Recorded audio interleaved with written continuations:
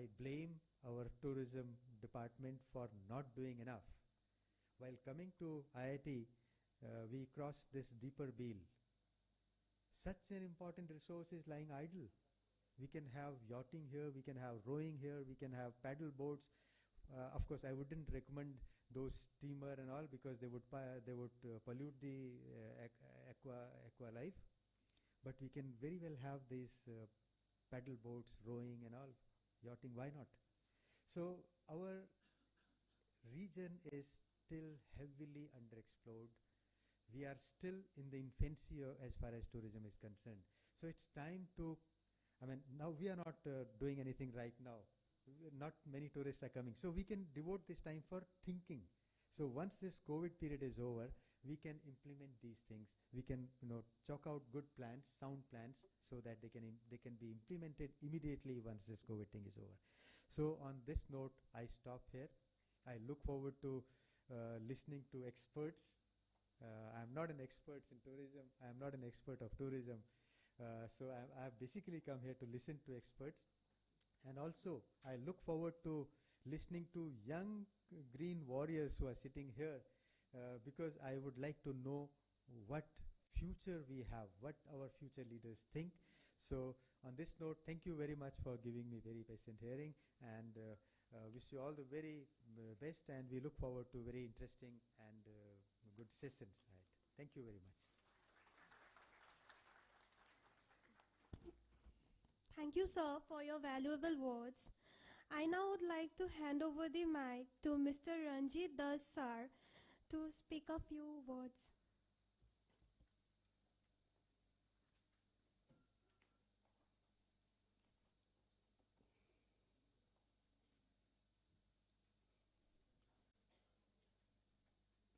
Respected Pansab, respected my co-panelists joining me virtually here, my dear friends, I'll see a lot of students here. Very good to see you participating in today's session here on tourism. Actually, tourism is passing through a very, very challenging phase now, particularly tour operators. As Pansab had said, tourism is the first to be affected and last to revive. It's very true. Because particularly in Assam in the northeast, tour operators are mostly first generation entrepreneurs. Tourism has been developing recently, in the last 1 or 2 decades. So we are mostly first generation entrepreneurs. The pandemic resulting in the lockdown has crippled us. We don't have the cash reserve, the corpus to meet such emergencies actually. So that's more of a reason why we are affected more, maybe from the rest of the country. So, in the absence of an universal vaccination against coronavirus, tighter constraints in human mobility will remain in place, perhaps for a long time. Tourism, trade, and travel more broadly will never be the same again. We'll come to a new normal. For the tourism sector in Assam on the northeast, it is not going to be business as usual, and so we need to redefine, refocus, and change the game plan moving forward. So it is essential to measure the impact of COVID-19 and prepare a strategy involving both the government, the stakeholders, the private sectors. Actually, we can divide this into 3 phases. That is a survival phase. Because we are first generation entrepreneurs, we don't have the cash reserve, so we need a survival stage, which is the short term. We'll have to think of a revival stage, how we revive.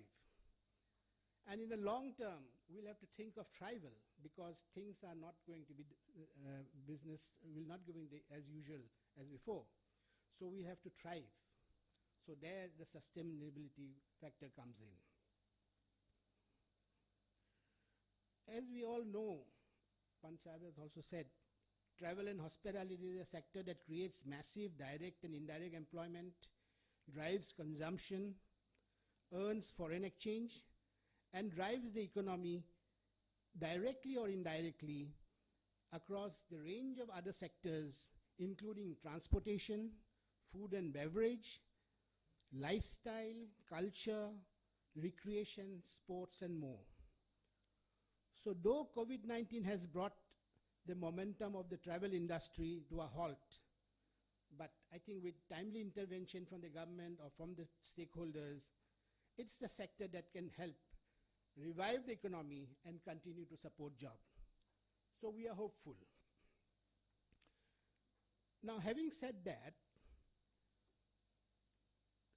Pan Sahib had said about B2B, back to basics.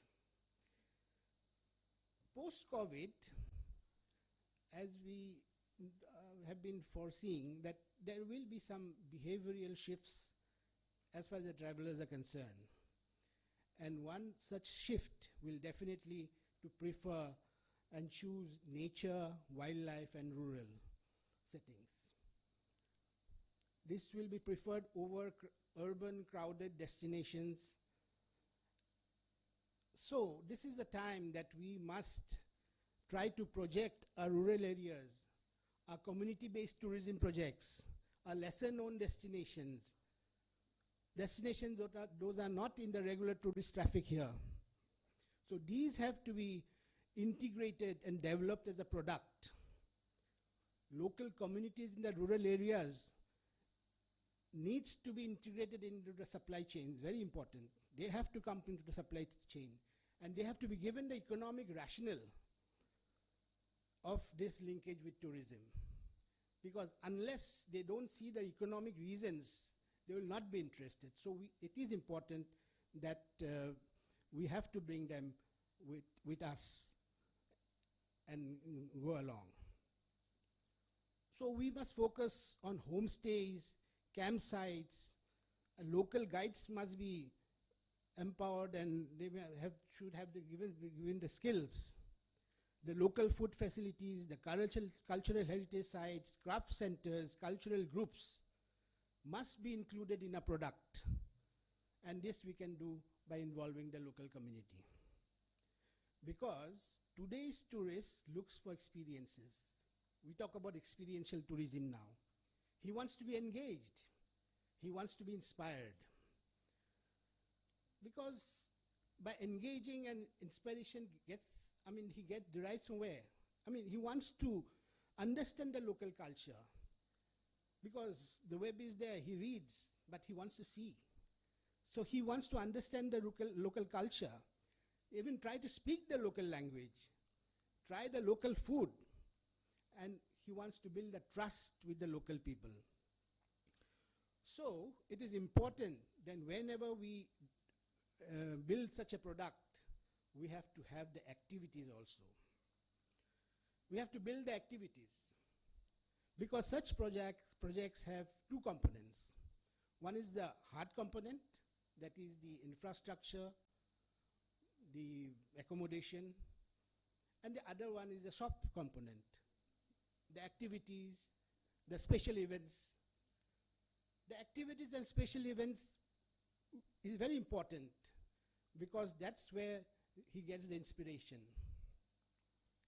And that's where what he's looking for. We must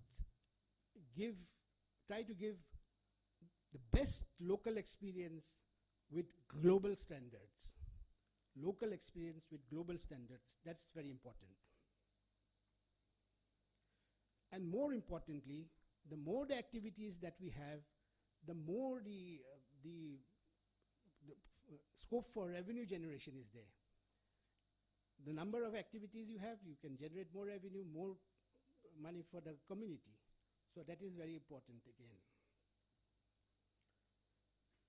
But unfortunately, Northeast or Assam is dotted with homestays, community projects, tourism projects, but we don't know.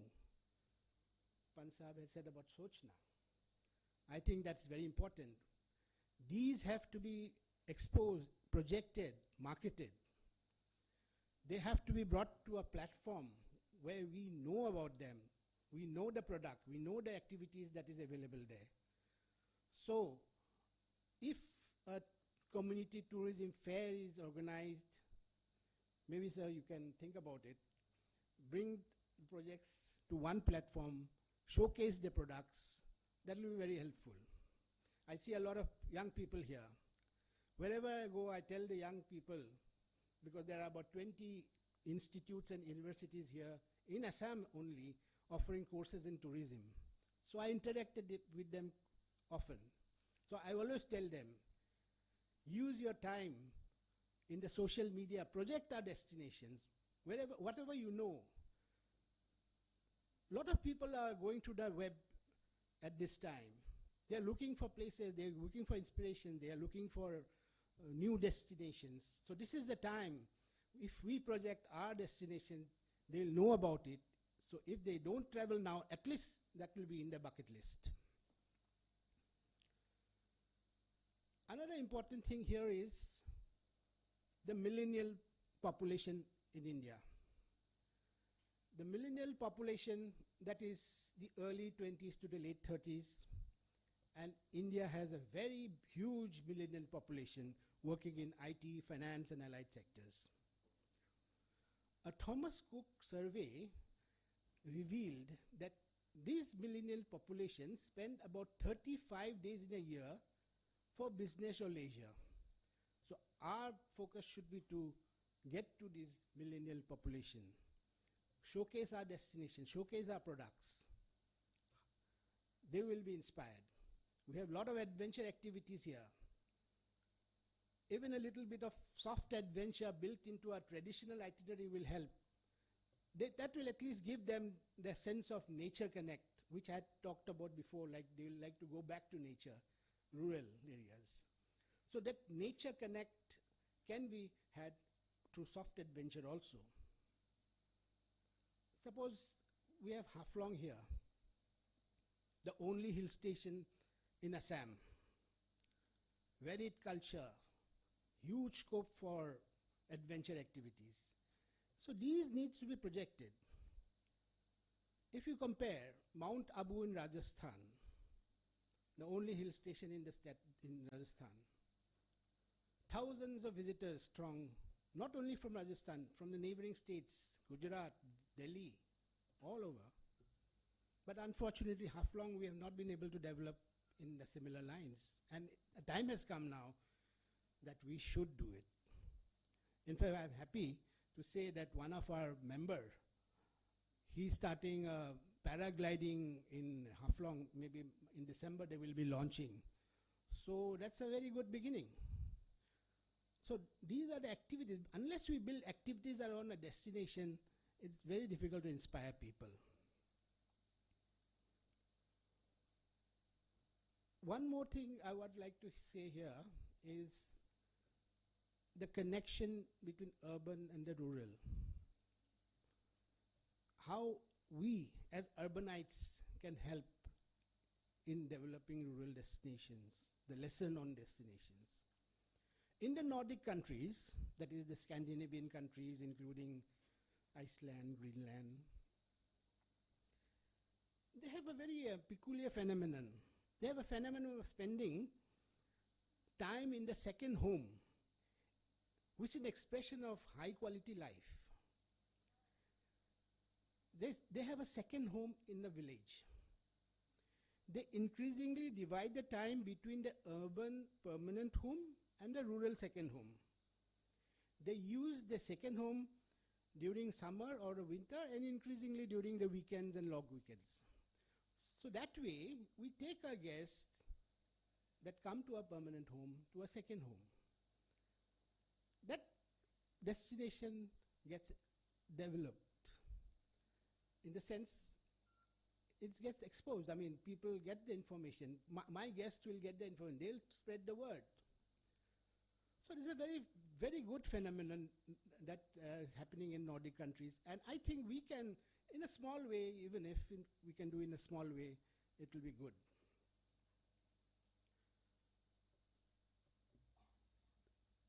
sustainability, as I was talking about community tourism projects, how to make them show the economic rationale of coming into tourism, the developing tourism. I have an example of a reality tours and travels in Mumbai. I'm taking this example because they have been listed in the Sustainable Tourism and Business Best Practices. That's been listed actually. So reality tours owned by one Krishna Pujari. It's not a very big company. It's about mid-sized company, about 50 odd staff. They have started this walking tours in Dharavi, in Mumbai. We know the slums are very few, India being one. There's some in Brazil and some in Philippines. So he was inspired by the Fabula tours in Brazil. So he was the first tour company to bring groups after groups for these walking tours in Dharavi. His venture has made tourists come to a part of the world they would never think of coming. They were so inspired because he had built the product in such a way that when they come, they get involved, they get inspired. He tried to give authentic and thought-provoking local experience. And most importantly, he uses the profit from these tours back to the community. He helps them in the healthcare, in the education. So these are the new normals. We have to plow back our resources, plow back our profits back to the community. That's why he's sustaining. So when we come to travel, we'll have to think in these lines. So tourism, as I was saying about the product, it's all about storytelling. Since we are speaking about skill development also, storytelling is a big skill. Products have to be developed with good storytelling because tourism needs storytelling. Can be a great way to highlight secondary destinations. They are not normally in the tourist circuit, but offer a new and exciting experience that will ensure visitors as if they have discovered them and will be compelled to share them with their peers, and eventually the brand of the destination enhances. So storytelling is very important, how we package it. Now coming to tea tourism, again back to nature. So tea tourism has huge potential. Again, we have to package it well. Mansab had said about the bungalows. Bungalows are there, it's in place, but the history of the planter's bungalow where the tourist will stay has to be documented. People have to know, they have to listen to the story of the bungalow. If it's 100 years old, who owned it, how was it established, and make it interesting. So that has to be there. Then there has to be guided tours to see the plucking, to manufacturing, and the tea testing is important. Nature walks can be built around that product. Birding tours can be organized because tea gardens have very good bird life. So basically it's all how you package, how you make it interesting. Activities have to be built in. So before I conclude, 4 main things that we have to remember here is first is the product, how we make the product, how we develop the product, how interesting we make the product, where we position them, whether we position it with the millennials or with the elderly groups or with the Gen X or with the special interest groups. That position is important. Then the people who man those products, the community, they have to be trained, skills have to be developed. And lastly, the partnership. In tourism, partnership is important because it's not just a partnership between the community and the tour operator. It it's the partnership that starts from the tourist and the tour operator in the source market to the tour operator in the destination, that is us, and our partnership with the frontline communities, with the government. So if this partnership is strong, reliable, then the visitor experience is best. So with that word, I thank you very much for giving me this opportunity. Thank you.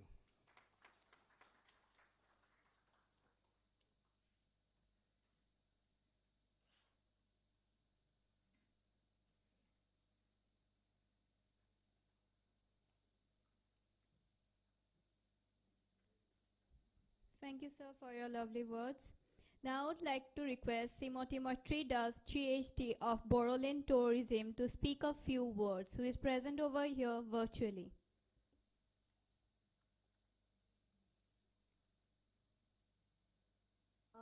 Lovely afternoon. Am I audible? Hello?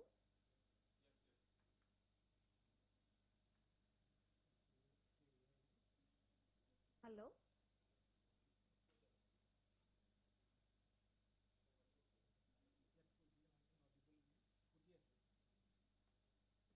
Yes, ma'am, you are audible. Okay. A lovely afternoon to the panelists, ladies and gentlemen. First and foremost, I thank the Vibgyor Northeast Foundation for inviting me in this forum and discussing on such a pertinent topic. I indeed feel privileged to participate in this seminar, so my apologies that I could not be physically present as I'm not.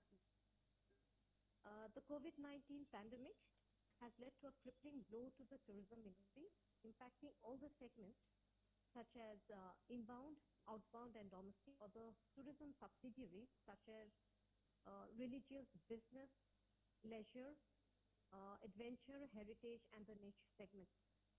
The pandemic has globally changed the economic, social, and psychological structures as people are trying to cope with the new normal.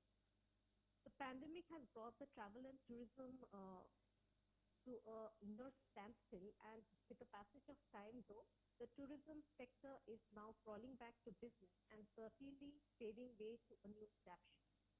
Now, the question arises as to what is the sustainable livelihood options post-corona, especially in the tourism sector. How will the community-based practitioners adapt?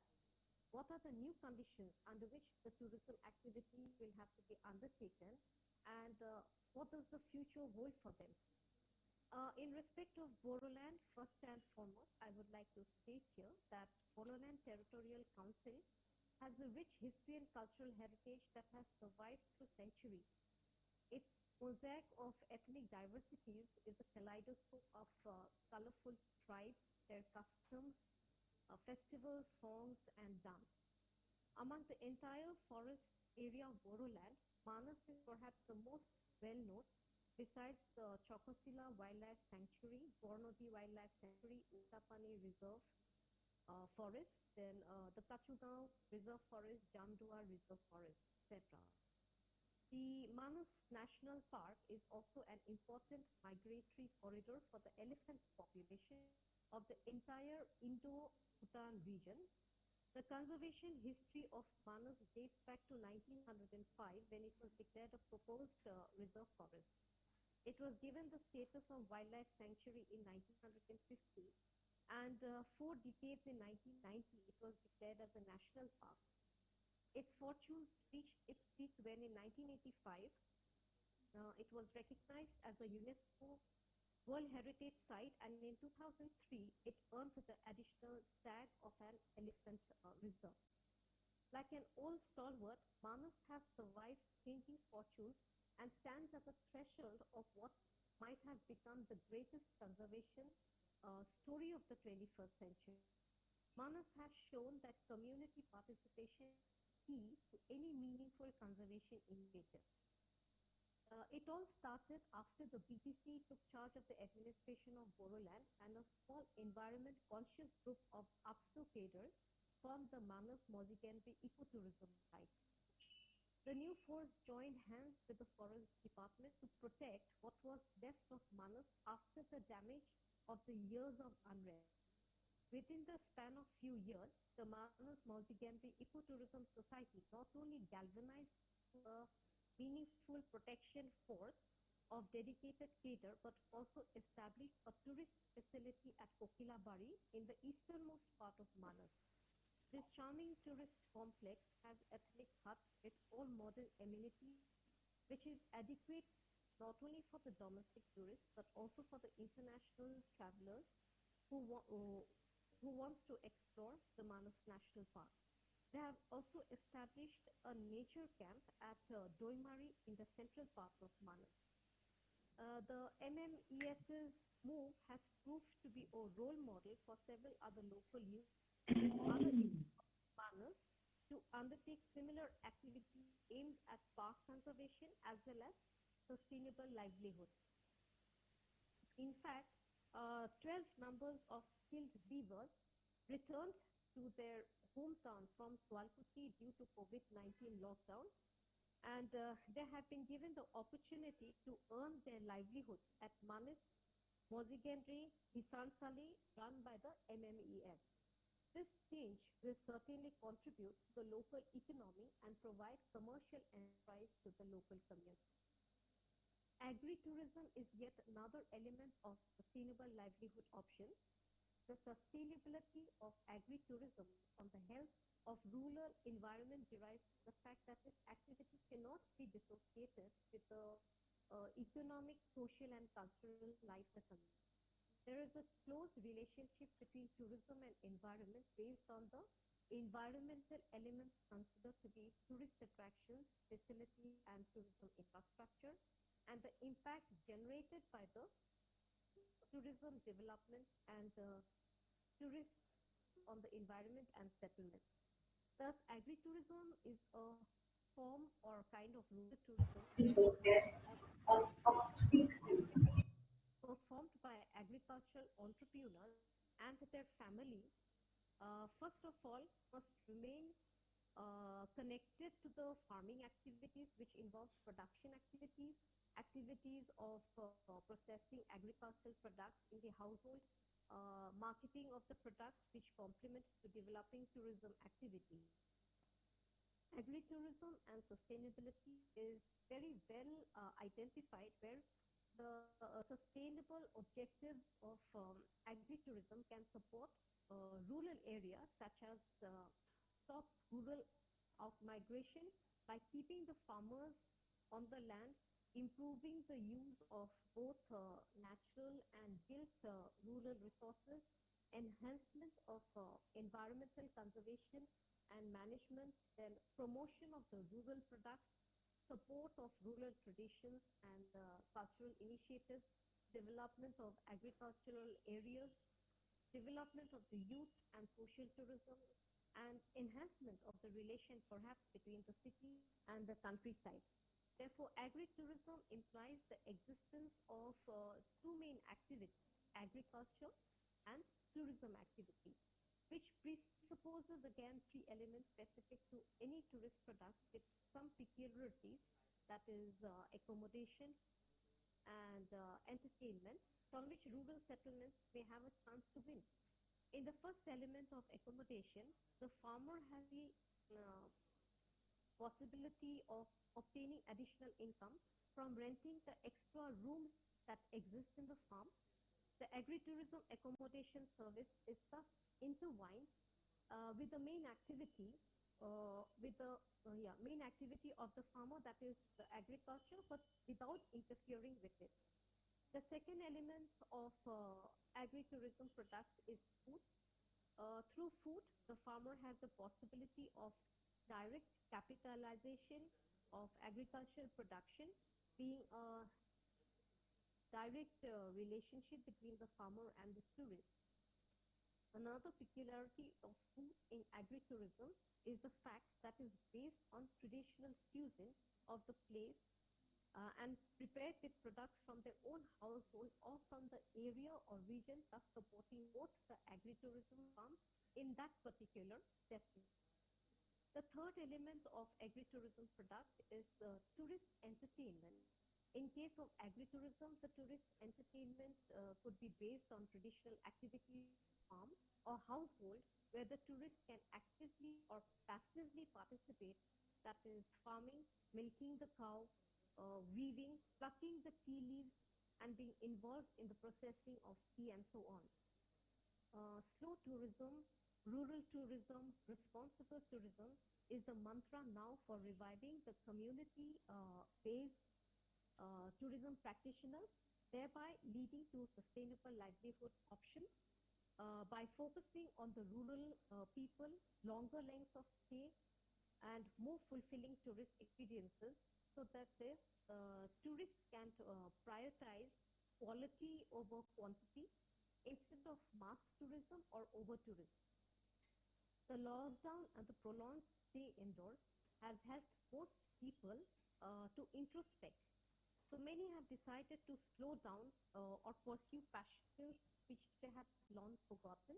So cycling vacations, hiking tours, fishing, paragliding, lots of simple pleasures may surface as reason to holiday, but holiday differently. Health farms, nature villages, etc.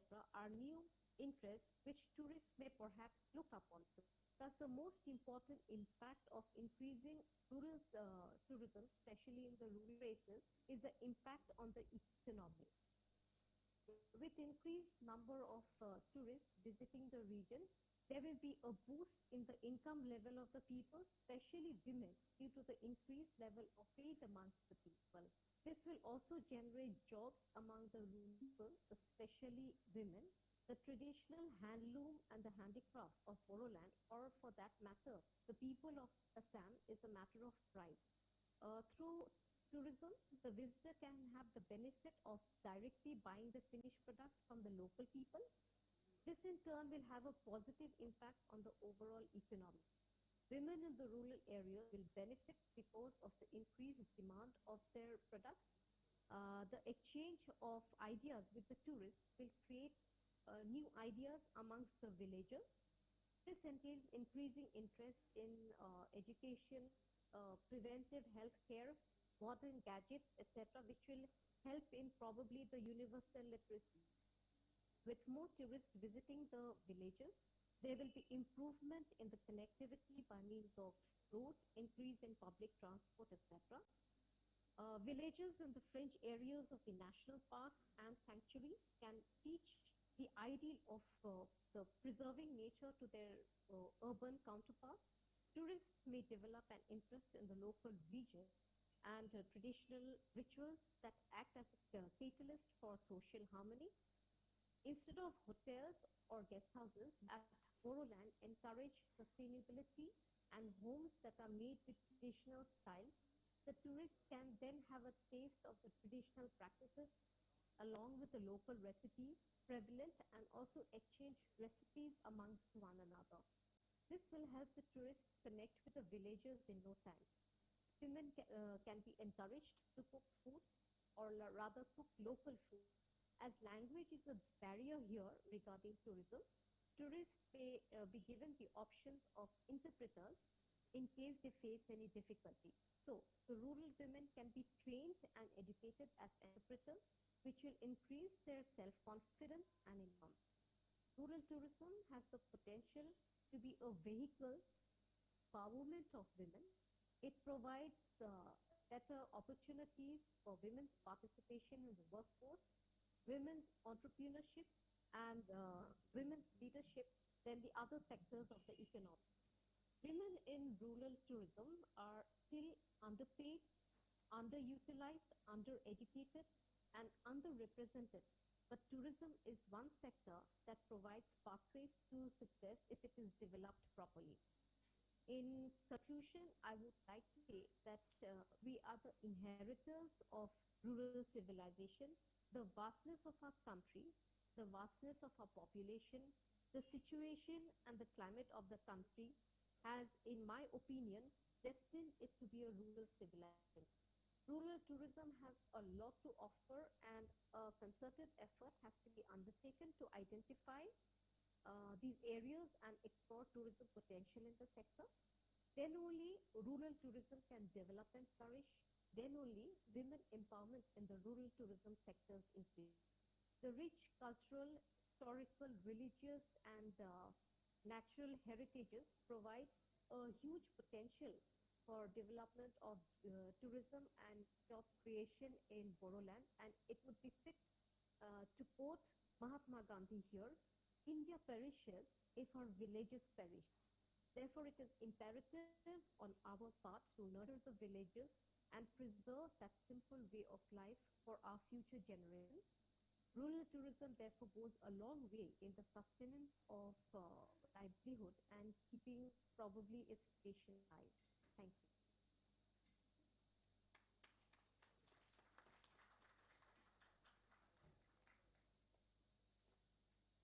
Thank you, ma'am. Now, I would like to request Pankaj Kalita sir, proprietor Kanhua Resort Agriculture Tourism, to share a success story on agro-tourism and skill.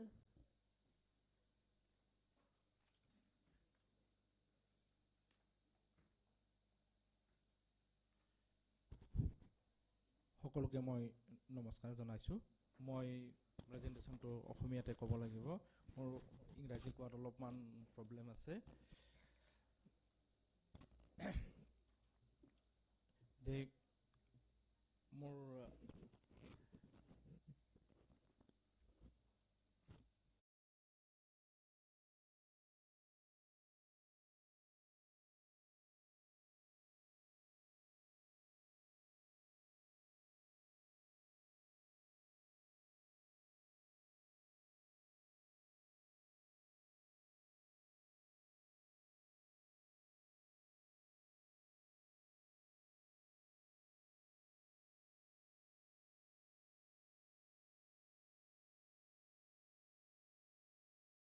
খেতিতে মনোনিৱেশ কৰিলোঁ আৰু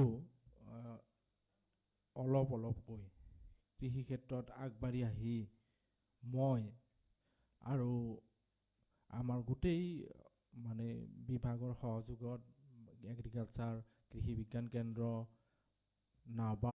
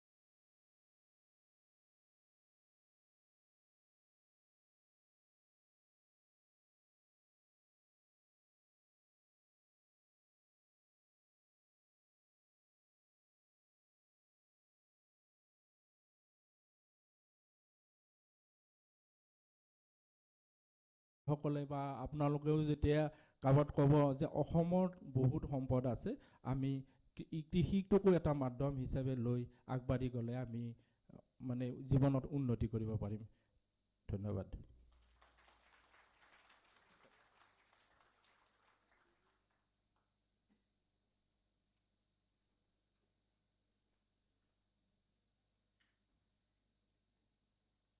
Thank you, sir, for your inspiring speech.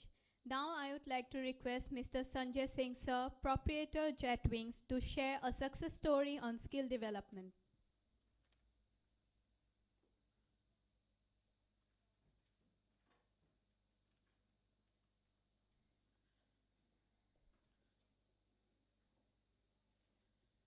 It's not working.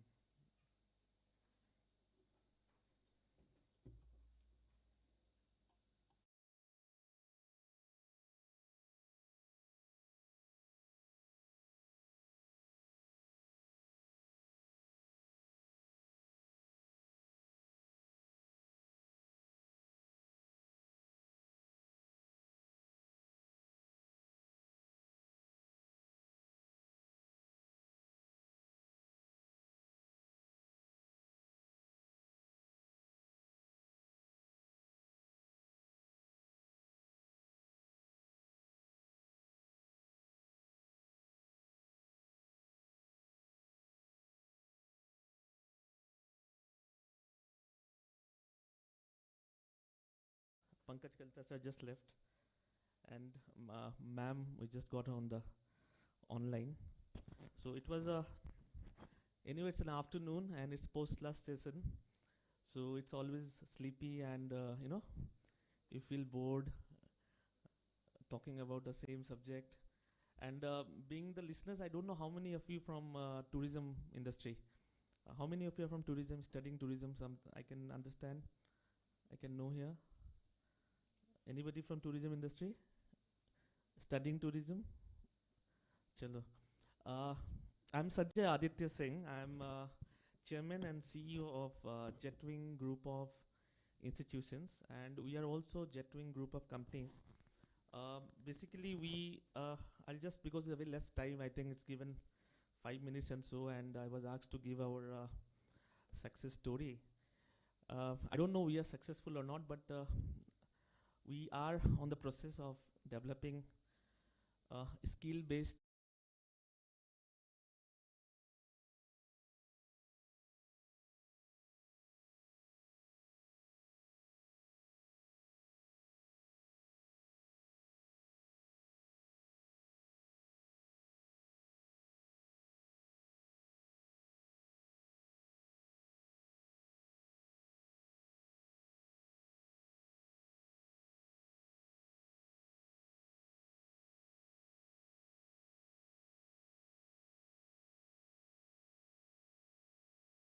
At that time it was difficult for me to go and register a company. I hardly had money, but first thing I started was doing, I consulted into engineers who were my batchmates, because I found them, they didn't have a job. All of them went to Bangalore and they stayed there and they did some online program, or you can say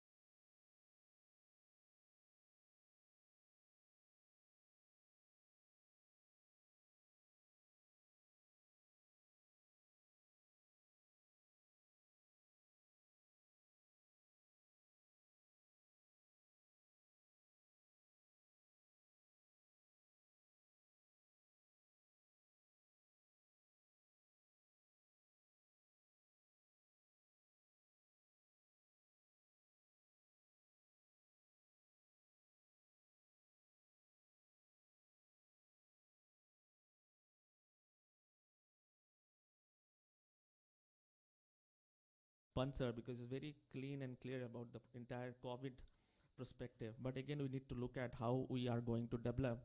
So see, how we have been into the skilling, how we are going to. So we have taken some 6 points on COVID that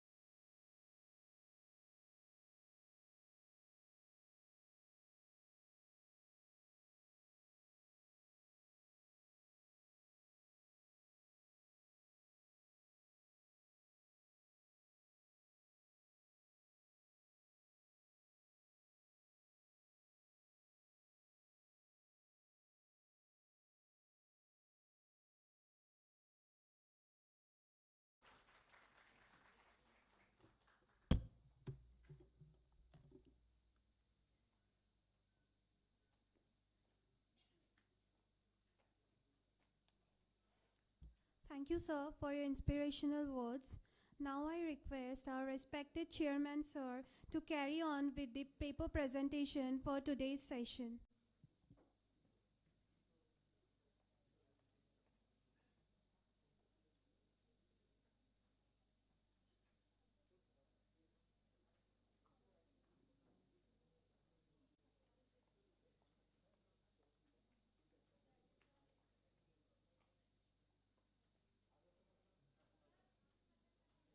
Well, it was wonderful listening to expert panelists, and now we will start session with our research scholars, who are presenting papers here, research paper presenters. So I'll call the first name, L. Sophia Devi from Manipur. Her topic is Sustainable Livelihood Options After Corona Pandemic. Is she present? Is she coming online, presenting online? Okay.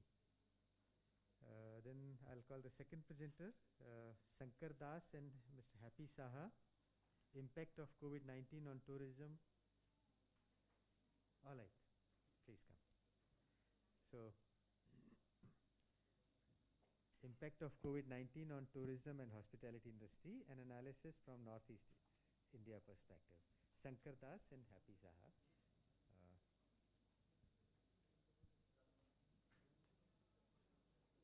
Try to present your findings in 5 minutes time. Okay.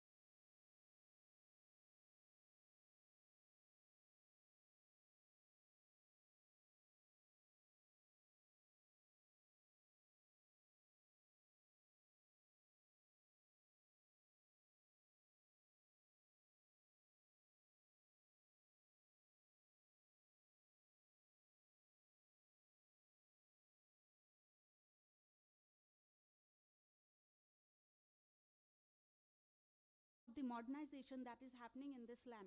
But yet we see that, a lot of natural sceneries or, natural resources are present in this particular place, that is Northeast.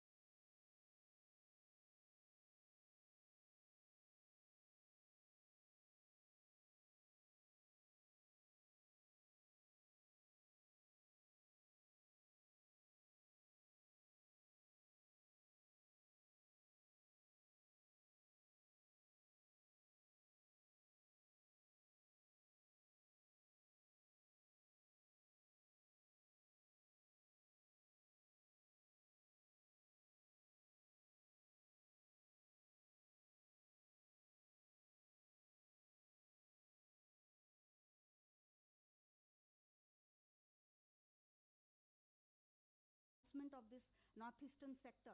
Like we have many schemes, like this Swadesh Darshan scheme, or like the 24/7 helpline route, by which like multilingual connectivity is being established, by which people are helped by using different languages which are there in various parts of the country.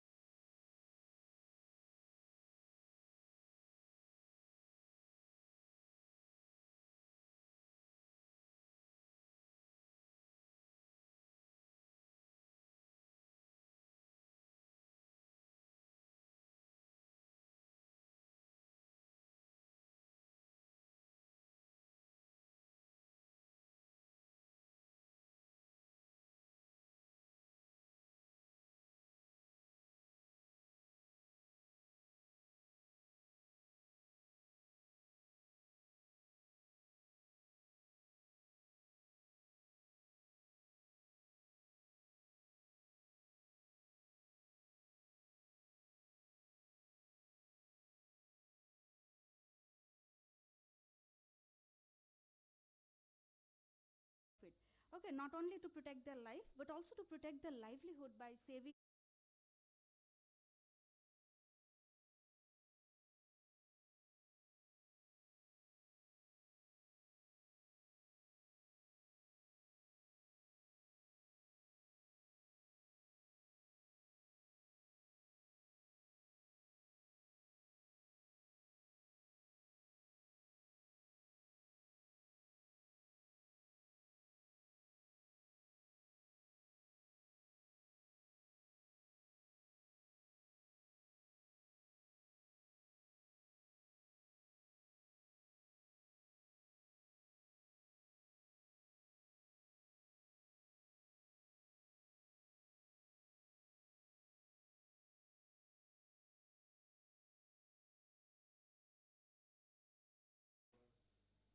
Very crisp presentation. Thank you for enlightening us, and your optimism, I'm sure, will show us the way. Thank you very much. Thank you, sir. Next is Rajdeep. Are you around? Yeah. And the title of his paper is Recirculatory Aquaculture System as a Sustainable Livelihood Option After COVID Pandemic in Rural Assam. Over to you, Rajdeep.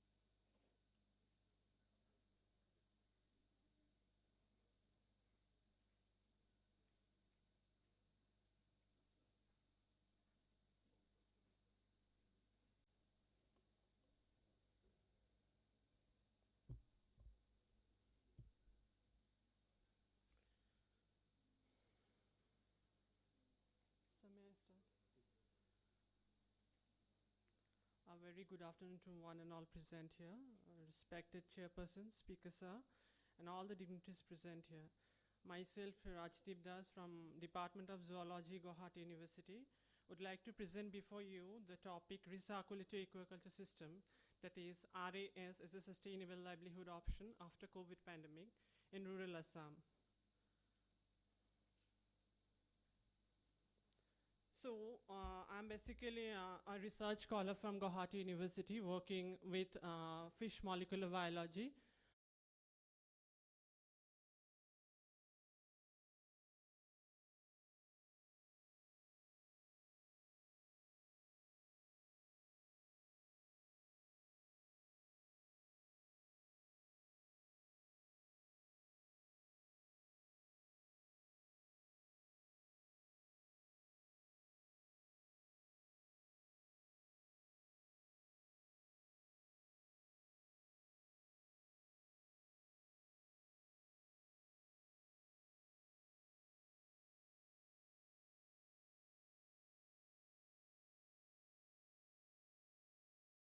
The aquaculture industry is quite developed in northeastern region. Besides so many success stories and easy harvest,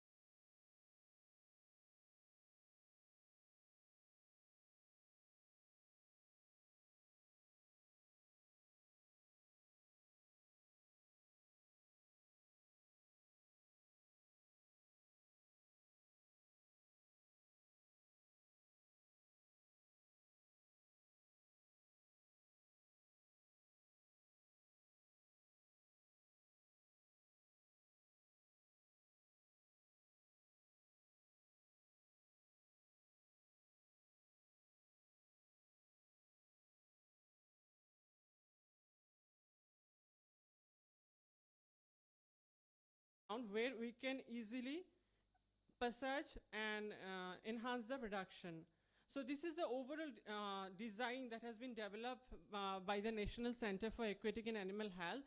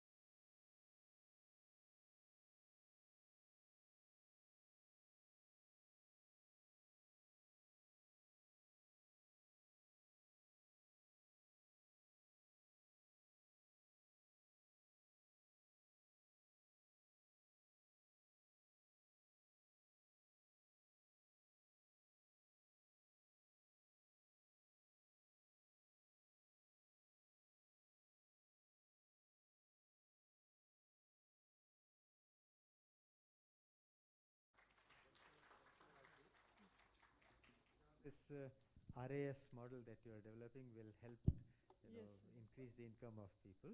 So thank you very much. Thank you, sir. Please, we need to develop this Yes, sir. fishery sector. Thank you very much. Our next presenter is Pallavi Mukherjee and Kalicharan Modak. They'll be presenting online. They'll be presenting their papers through virtual mode. And title is Impact of Health Infra, International Travel, Demographics and Environment in COVID-19 Infections in Death Worldwide.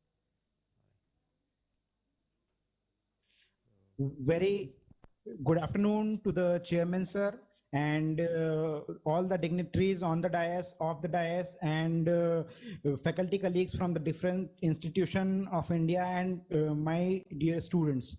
I am Dr. Kalicharan Modak, Associate Professor, IBMR IPS Academy, affiliated to Devi Ahalya University, Indore.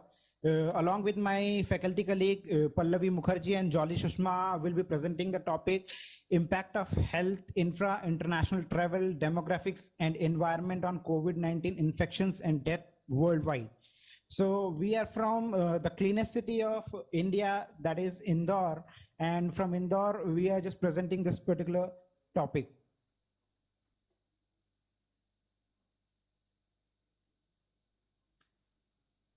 So even though we are living in a difficult time, our future is still bright. With this thought, starting the presentation, and let's talk about the pandemic which affected the global economy.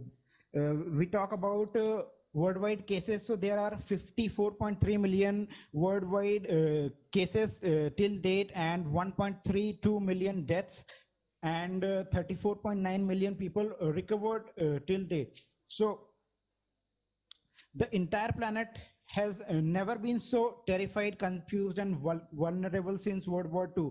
So after World War II, we are just facing a huge problem in global economy. So there is no previous clue to current information of this virus, which poses difficulties in creating a secure vaccine to prevent its infection.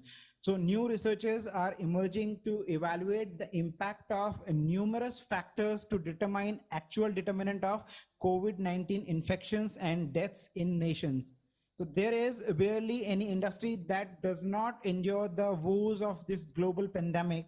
Currently, decline in sales, workers, and individual lives are so large across the market and geographies. So that comparison to the Great Depression of 1930s is greater. So COVID-19 have affected all the part of global world, and these are the different literature review which we have gone through for our research purpose. In that, Summer et al. Just found that the onslaught of COVID-19 pandemic would pose a threat to the UN Sustainable Development Goal of eliminating poverty. So definitely this pandemic is a threat to eliminating poverty at global level, and the result of this pandemic shock are described and isolated by Camera et al. In 2020. He observed that the social cost of the pandemic remains substantial without a policy solution, so which could have an immediate economic impact, and if persistent, the pandemic may escalate in no relief circumstances in the size of the economic shock. So definitely a number of studies been done in this particular field, and talking about the variables which we have used for this particular study. So COVID infections, government responses, international travels, testing policy, CO2 emission, labor participation, median age, then mobile phone users, urban population share, population density, poverty extreme, GDP per capita, elderly population, confirmed deaths, internet user, out-of-pocket expenditure, public government health expenditure, and hospital beds per 1,000 people. So these are the different variables which we have just taken for the study purpose, and we have developed two models. So first model is about the impact of different variables on COVID-19 infections, and second model describes the impact of various independent variables on death due to COVID-19.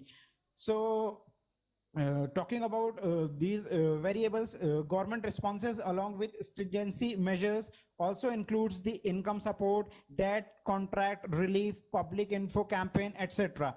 Then a lot of information exists on the various aspects which may be assessed through the internet and better mobile connectivity. So given this, it is expected that in nations with a relatively high usage of mobile phones, internet, there will be a relatively less incidence of COVID-19 infections and vice versa.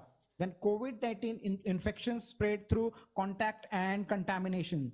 So masses living in highly crowded area are at higher risk of COVID-19 infections. So population density, that means population per square kilometer, may be considered as an indicator which may be positively related to it.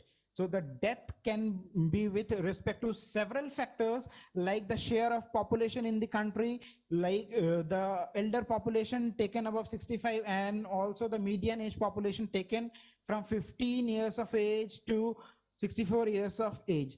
And extreme poverty in a country or the GDP per capita indicates to the some of the important factors influencing the confirmed death in a nation. CO2 emission serves as a parameter of the environment.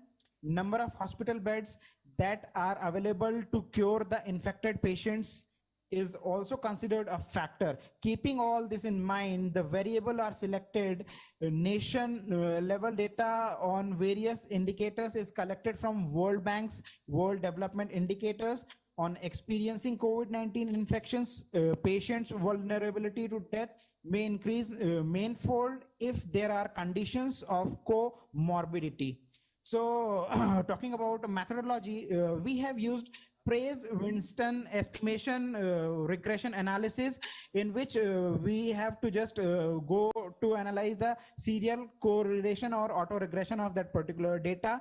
Durbin-Watson test is also used to detect the autocorrelation. Then data covers almost 140 countries across the world, and such countries from where almost all the data is available in is considered for the study. And we have collected the data of COVID-19 from the website www.worldmeters.info. Then talking about data analysis and interpretation, so we have developed two models. One is related to the infections, and another is related to the death. So talking about the model of infections, so the factors impacting COVID-19 infections significantly are government responses, then is having positive impact, international travels is having negative impact, labor participation rate above 15 years of age is having negative impact, then urban population is having positive impact, and population density is having positive impact. Then talking about the second model, in this model we have incorporated factors impacting death. So elderly population has a positive impact on confirmed death out of the pocket expenditure share, and public government health expenditure has a positive impact on confirmed death. So hospital beds has a negative impact on the confirmed deaths, which signifies the more the hospital beds, the lesser the deaths. So COVID-19 infections has a positive impact, signifying more the infections, more the number of deaths. So finally, GDP per capita has a negative impact on deaths, signifying more the GDP per capita, lesser the number of deaths observed. So here, just moving to the conclusion of this particular research work, many infectious disease caused by lethal pathogens remains continually exposed to the mankind, the current one being COVID-19. So there is substantial economic destruction. There was also a report lacking on the deciding factors. So this trial is a way of closing this void. The first few million COVID-19 cases in 140 countries are being addressed. In response, separate determinants of COVID-19 infections and deaths were investigated by fitting two econometric regression model and calculated. So Thank you so much. That's all from our end. If there is any query regarding the topic, so questions are welcome. Thank you so much. Thanks, everyone. Thank you, Dr. Modak, for your nice presentation. It is, in fact, a matter of concern that this COVID is going to affect this our SDGs, and we will have to struggle now to eliminate poverty, hunger, and all due to this COVID thing. But I'm sure researches like yours and other will definitely help us achieve our targets, successfully. Okay, we must be optimistic. All right. So thank you very much. And I invite the next speaker, Dr. Soumya Misra. Thank you, sir. Yeah, thank you, sir. Thank you. And Dr. Soumya Misra is from ICFI Business School, Pune. Dr. Soumya, are you there? Yeah. Okay. Yes. Good evening to one and all. Just a second. Start the video. Is it okay if I share screen? Will my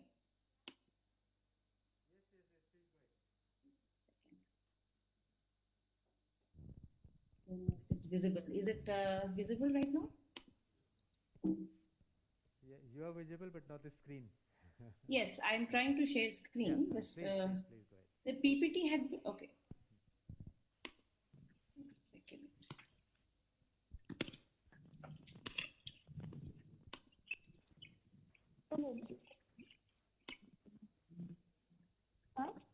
Yeah, is the PPT being is it visible, the PPT? Not yet. Not yet. Not yet. Yeah, now we can see the PPT. I'm Okay. No. I think This not. is it? No. Sorry, no PPT. No PPT. Something is different. Why it's not coming? One second. Okay, or maybe you can just present orally. Yes, the PPT, actually I had already shared with the, can it be parallelly opened in case it is there, the PPT? Okay, just give me, I'll just half a minute. Let me just try once more just in case if it's coming.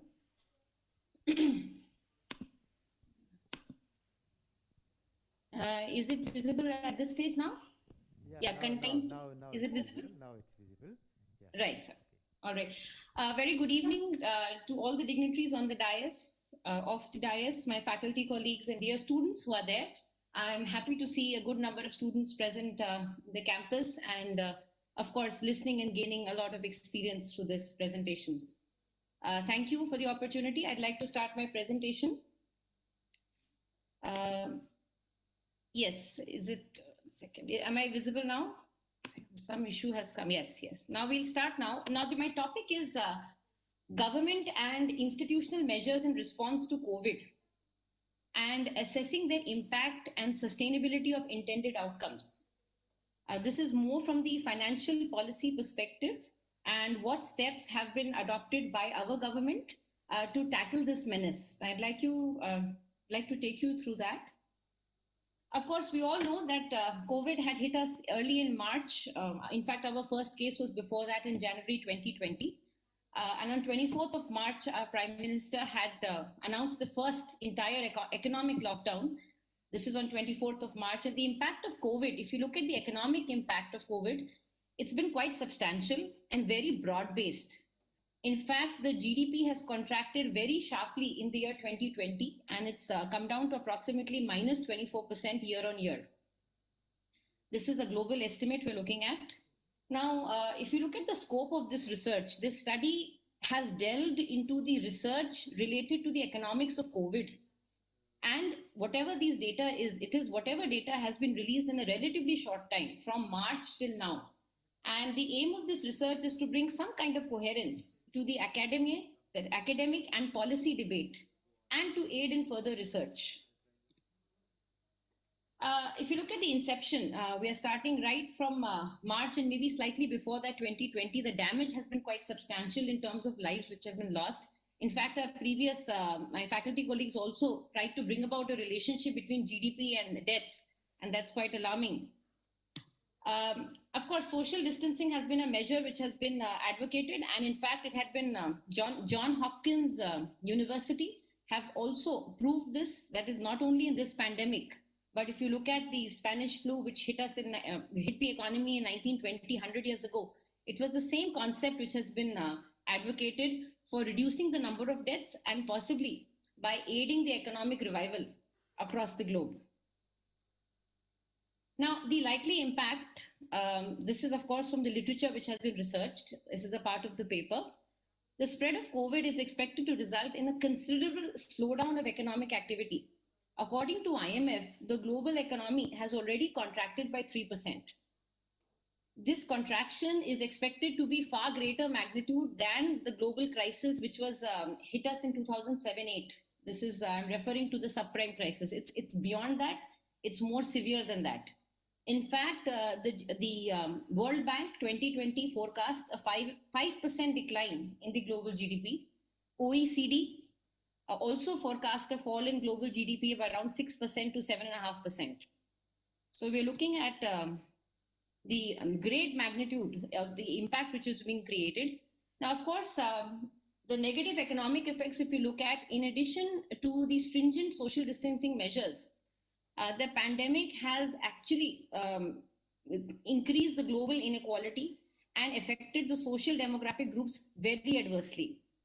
If you look at some data, this is the research which has been carried out by Carlson 2020. This is Carlson and Selak et al. 2020. They've said that the actual impact of the crisis which is going to be felt is going to be through 3 channels. The first is the direct impact, which is related to reduced consumption of goods and services. The second is the indirect impact, which is impact on the financial market. Now, we've seen the financial market responding to the pandemic and whatever policy measures being announced by the government. So household wealth will definitely get impacted adversely. Savings will increase and consumption spending will also decrease. The third is the supply side disruptions. Now, COVID-19 keeps production halted, and we've observed that. It has a negative impact on supply chains, labor demand, and employment, leading to prolonged layoffs. Now, these layoffs are not only at the manufacturing level, it's also in the corporate level. We've seen it happening across sectors. So these are the 3 routes through which a pandemic affects the economy and thereby impacting the economics of a country. This paper went on to analyze the key policy responses which have been adopted by our government.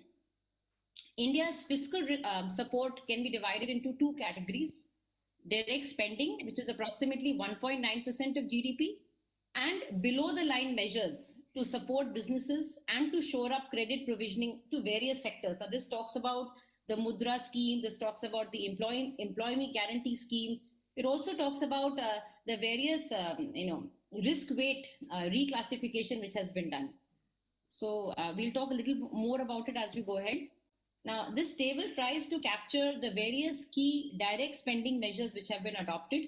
Basically, it's in-kind, which is food and cooking gas subsidies, cash transfers to lower income groups, insurance coverage for workers in the healthcare sector, wage support through the Manrega scheme, employment provisions to low-wage workers as well. Some measures which have been adopted to ease tax compliance. Now, we all know that there has been a postponement in tax filing and other compliance deadlines. The penalty interest rate for overdue GST filing has also been reduced.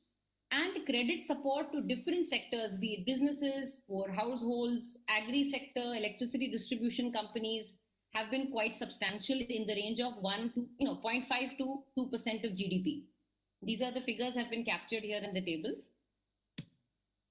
Some monetary and macro financial measures have also been taken. There have been changes in the repo and the reverse repo rate. In fact, both have been reduced substantially by 100 and 155 basis points. Currently, our repo rate stands at 4%. We all know that repo rate is the benchmark for pricing any loan products, be it mortgage, home mortgage, be it personal loans, education loans, etc. So this measure has been adopted by the government. Various liquidity measures across the board in terms of long-term repo operations, CRR, MSF, SLR reductions have taken place. Long-term repo operations, I won't go into detail. This is more of a finance perspective, but it just talks about that the central bank is going to provide more funding, more liquidity to the commercial banks. And besides the standard MSF marginal lending facility and the liquidity adjustment facilities which are already there. So this is to increase funding to commercial banks, which in turn will pass on to the corporate sector and to the economy. Now, the credit flows to the MSME sector has been quite substantial. The RBI introduced various regulatory measures to promote credit flows to the retail sectors and micro, small and medium enterprises, including the real estate sector as well. Some additional monetary easing measures. We've already talked about, the paper discussed the targeted long-term repo operations, some special refinance facilities for rural banks, housing finance companies, and small and medium enterprises. Temporary reduction in the liquidity coverage ratio and restriction on banks from making dividend payouts. These were some additional measures being adopted. Now, if you look at the central bank, RBI and the financial institutions, besides the extended liquidity which they are providing, on April 27, the RBI also announced a special liquidity facility for mutual funds and a fixed rate 90-day repo operation for banks. And this is done exclusively for the purpose of meeting the liquidity requirements of mutual funds. If you look at the financial market, SEBI has reduced broker turnover fees, filing fees on offer documents for public issue, rights issue, and buyback of shares. The risk weights have been reassigned. In fact, the RBI has directed banks to attach zero risk weight to the credit facility extended by the bank under the emergency credit line. Emergency credit line is the emergency loan being provided to the MSME sector. This can be linked to CRAR, capital risk adequacy ratio. So it's a great benefit. It's a great stress reliever for commercial banks. This talks about the emergency credit guarantee scheme. We've already discussed that. I'll take it forward. Reclassification from NPAs to standard assets. In fact, any borrower account where the principal and the interest has not been paid for a period of 90 days or more is classified as an NPA. But there has been relaxation on this front. The RBI has announced plans that even if an asset is to be classified as a stressed asset, not to do so and let it remain as a standard asset. And this is till March 2021. In fact, December 2020, and then it'll be thought of to extend it till March 2021. And the provisioning being provided for this is approximately a 10% provisioning is required to implement this plan. No insolvency cases, a great stress relief for corporates. On September 22nd, the government had announced that no insolvency cases will be there till 25th of December 2020. It's a stress relief for the corporate sector. Now, if you look at the international funding, now funding to India or to any country can be in two routes, FDIs or FIIs. And if you look at the FII route, FII comes under the broad ambit of foreign portfolio investment, FPI, and there have been relaxations on this front as well. Restrictions on non-resident investments in specified securities has been removed. So now we can have international foreign funding flowing in through the FPI route. A lot of relief has been given to the power utilities. This is the DISCOMs, the distribution companies, and to the extent of 11.7 billion USD. That's 90,000 crores rupees of liquidity infusion has been done in the DISCOM sector. Education, this is where we all belong. Education and skilling, there has been unprecedented challenges. We're all focused right now. We're also using the virtual medium. So a lot of investment has gone into it. Approximately 486.2 billion rupees has been infused in this sector for development of higher education infrastructure. Loan moratoriums, we've discussed this, a 90-day NPA norm for asset downgrade. So this has been extended. A lot of food-related measures. Of course, we have a lot of migrant worker community which has been impacted severely. There has been no source of income. So these are some yojanas which have food schemes, which are Pradhan Mantri Garib Kalyan Yojana, etc. 5 kgs of wheat, additional 1 kg of preferred pulse, and this is all being done through the public distribution scheme, the PDF scheme. These are some direct benefit transfers. The Manrega workers along with the farmers getting approximately 6,000 rupees every year through the PM Kisan scheme. Dr. Even senior citizens, widows and disabled to get some amount of 1,000 rupees in 2 installments. Dr. Mishra, Yes. We have time constraints. Can you quickly wrap up? Yes. Sure, sir, sure. Yes. So I've just reaching the findings. This is followed by the conclusion. These are some key measures which have been adopted over the research which has been done for the last couple of months. Whatever policy measures, these are some. I personally feel because of the impact of these measures, these were some key measures in terms of investment to the capex capital expenditure sector, especially in the agriculture and the irrigation. So the author, that is, I feel has been a critical resource input in the petroleum and the natural gas sector as well. Yeah, I'll skip this slide due to paucity of time. These were some additional findings on how recovery ultimately will take place, because now we are looking at a recovery mode, GDP possibly increasing by 0.2% or 0.5%. We're looking at some positivity coming out of it. So the recovery can be in different ways. It can be U-shaped, V-shaped, L-shaped. So the paper talks about the various recovery formats which can be there. Yeah. And finally, I would like to conclude. This is something which is called a shock geometry. We should not be, complacent that now it's time for complete recovery. The recovery is going to be a little slow process, but it will definitely, with the policy initiatives being taken by our government, both on the tax financial front, macroeconomic front, tax front, this is sure to happen. So as in fact, one of our chief guests today also spoke about the younger generation. So I'd like to just give one recommendation and conclude. The effect of the younger population is going to be quite crucial, because they're going to be the lot who's going to spend now, possibly get some trust factor into the economy and increase consumer spending. So this has also been proved by a research being carried out by Rampini in 2020. Right, sir. Thank you. Thank you to the entire audience. And that would be all from my side. I am speaking from ICFI Business School. I'm an associate professor here from Pune. Thank you very much. Thank you, Dr. Soumya Mishra. I mean, your analysis on the fiscal, monetary, and the macro aspects was really interesting, and I think we'll have to move forward from here. Thank you very much. Our next presenter is Mrs. Rupa Deb Burma. Miss Rupa Deb Burma. Is she here?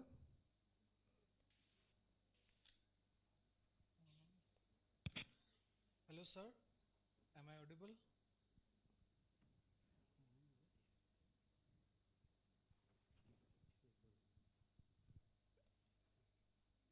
You are, but what's your name, please? Myself, Saurabh Chakravarti. Okay. I am from Tripura University, and Rupa Debarma is absent. So, okay. Should I start? Yeah, I'm Saurabh Chakravarti. Yeah, please start. Okay, I'm sharing my screen.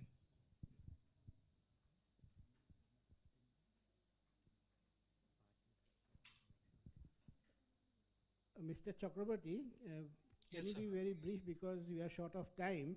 So sure, sir. Within 5-6 minutes, if you can finish your slides. Thank you. Sure, sir.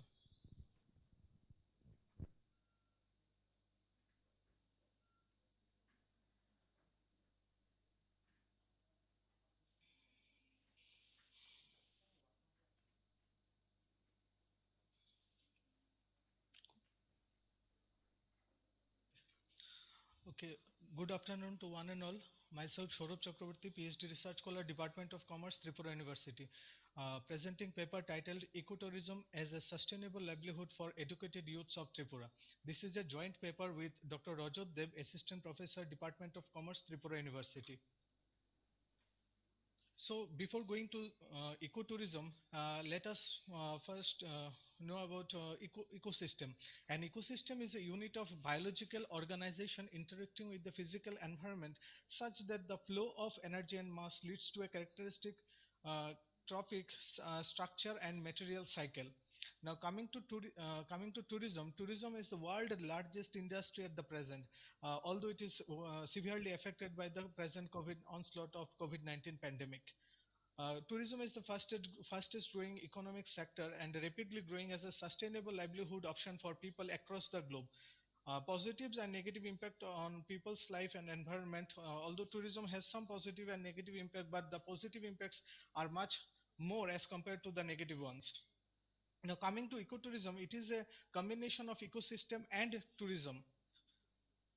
Uh, I have quoted only two definitions of ecotourism here, one by the Ecotourism Society and the other by International Ecotourism Society. The Ecotourism Society has quoted ecotourism as responsible travel to natural areas which conserves the environment and improves the welfare of the local people. And the International Ecotourism Society has added just a few words to the one that is being quoted by the Ecotourism Society, and that is in addition to the above, they added involvement involves interpretation and education. Now, coming to the principles of ecotourism, it is a non-consumptive and non-extractive.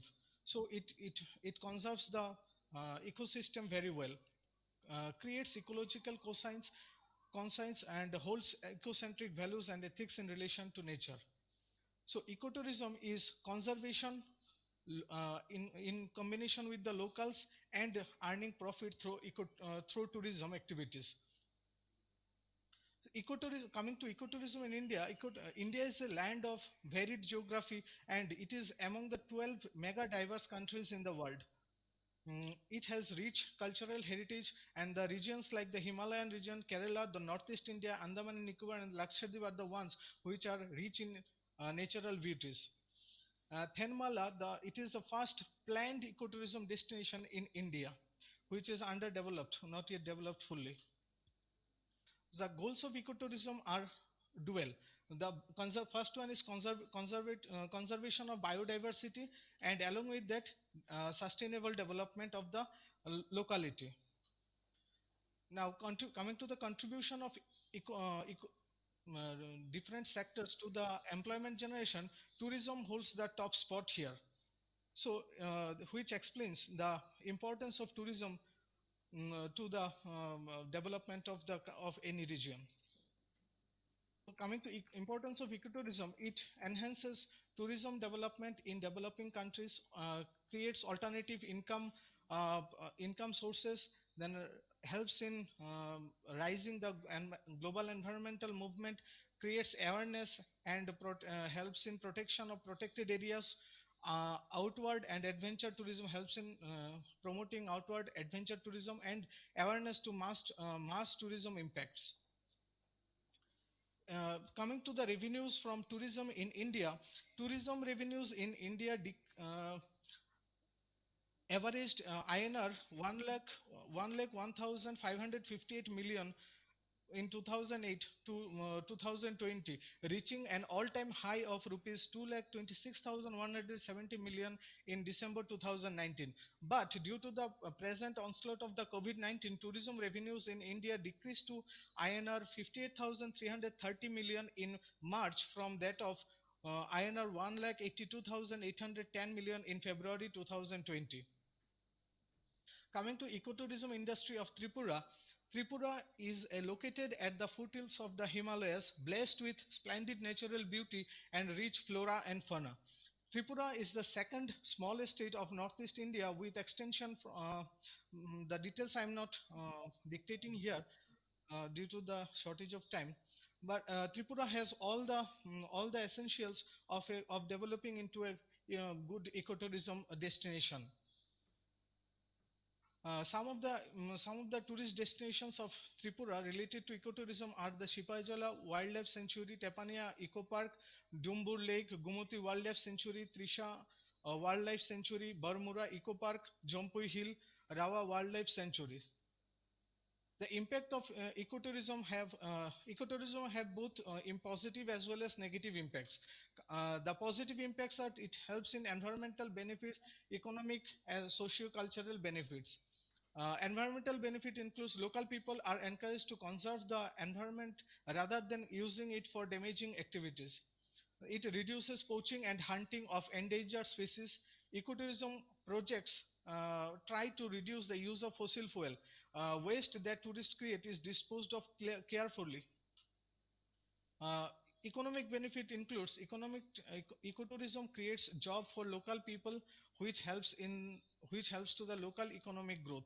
Moreover, local people not directly employed in tourism can also make money by selling local crafts to the visitors or supplying tourist industry with goods.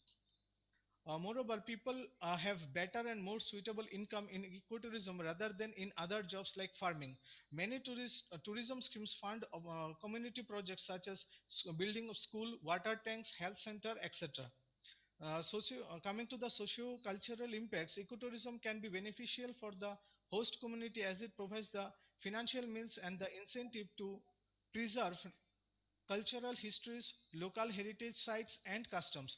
Ecotourism also opens up the community to the wider world, new ideas, new experiences, and new ways of thinking.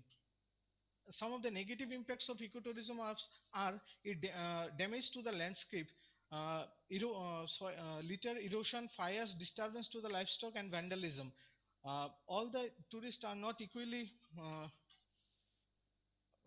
they are not all are not equal, so some may involving destruction of the environment. So traffic congestion and pollution, local goods can become expensive because of tourists, which will pay more. Shop stocks products for tourists and local people cannot get products easily. Demand for holiday homes makes housing too expensive for local people, and jobs are mainly seasonal with low paid with long hours. Yeah, Mr. Chakraborty, can you conclude now? Yes, sir. Yes, I am concluding within 2 minutes. Some of the problems of ecotourism in Tripura in general are inaccessibility from other parts of the country or the mainland of the mainland.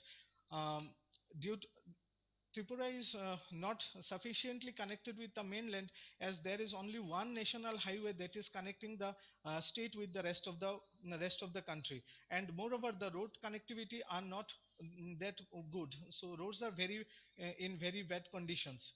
Although government has approved funds for development of new highways, but until that those highways comes up, the condition should be the government should take care of the roads.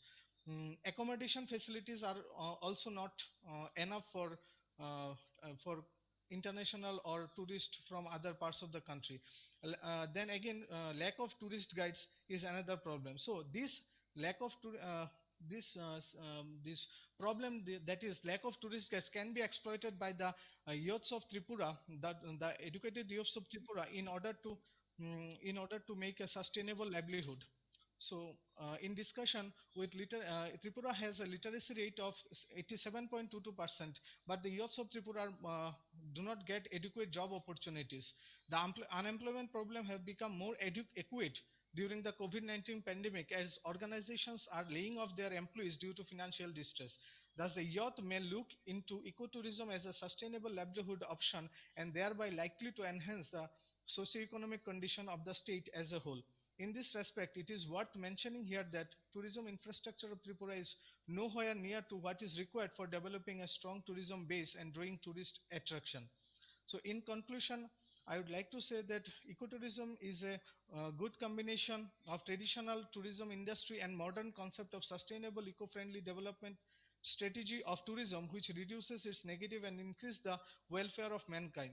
Above discussion reveals that Tripura has very high potential of nature-based tourist industry, for which government has to take necessary steps to improve infrastructure, including transportation, communication system, accommodation facility, and also should pay attention towards advertising the tourist spots of Tripura. With that, I would like to conclude.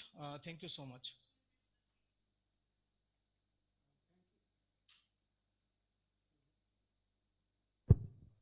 Hello. Thank you, Mr. Chakraborty. It was a very good presentation.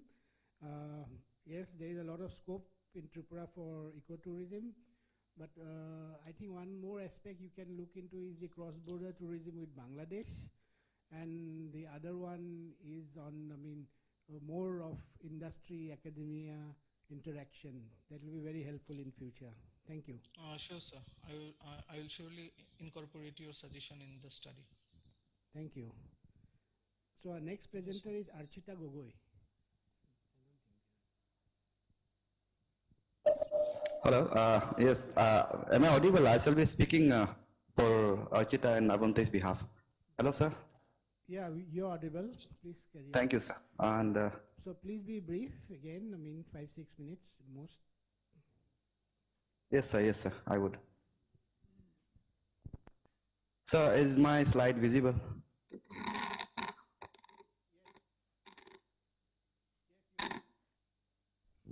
Hello? Yeah, you are visible.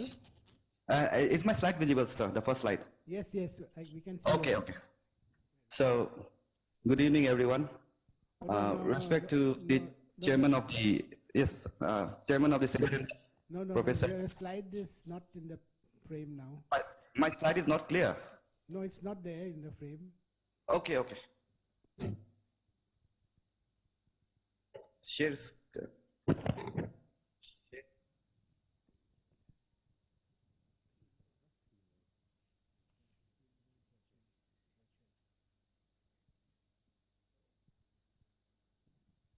Yes, it is visible now. It is visible now.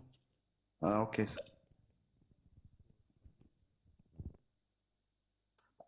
Okay, sir. So the topic I'm going to speak is livelihood tea tourism opportunities after corona pandemic in society. Written by Ms. Archita Gogoi and myself. I am Navam Tei, presenting this paper. Both of us are from Mechanical Engineering Department, Neris, Arunachal Pradesh. Well, this paper is not typical research paper per se. It's more like a case study and some suggestion provision based on certain referential literatures and question and answers that were taken from the employees and employers of the estates. Well, tourism after COVID-19. The United Nations World Tourism Organization estimated a 20% to 30% tourist arrival drop globally in 2020 compared to 2019. This could be read as a damage of $400 billion of international tourism received, which can go up to $1.5 trillion. The COVID-19 pandemic has forced the tourism sector to shift its focus to sustainability and interconnectedness. For that, the 5 key factors are safety. Here, both the perception of safety and the real safety would matter. Health. Government should introduce mandatory checks at all the entry points. Hygiene. No compromise on the hygiene, definitely. Brands. Brands that stands for quality would win. And value. Good value for good money will be the new mantra. Types of tourism. Primarily, there are 2 types of tourism. The conventional, the customary mass tourism, and the new age tourism, alternative tourism. The alternative tourism are cultural, educational, scientific, adventure, and agri-tourism. Promoting sustainability in tourism by favoring alternate tourism over mass tourism. One second, I need to, it's disturbing my slide. Okay. So mass tourism can be identified as the most famous form of tourism in the world that involves movement of large number of tourists, usually up to thousands, to the same destination at the same time of the year. Just like a visit to hill station during summer. Mass tourism is definitely very popular due to low cost and standard services, especially on all-inclusive packages. The all-inclusive packages include air transportation, ground transportation, accommodation, food and beverage, morning and evening tea refreshments, and sometimes excursion as well. However, the present social distance measures and travel restrictions has driven mass tourism to a screeching halt, with the fear of tourists visiting crowded places and conveniently spreading the virus.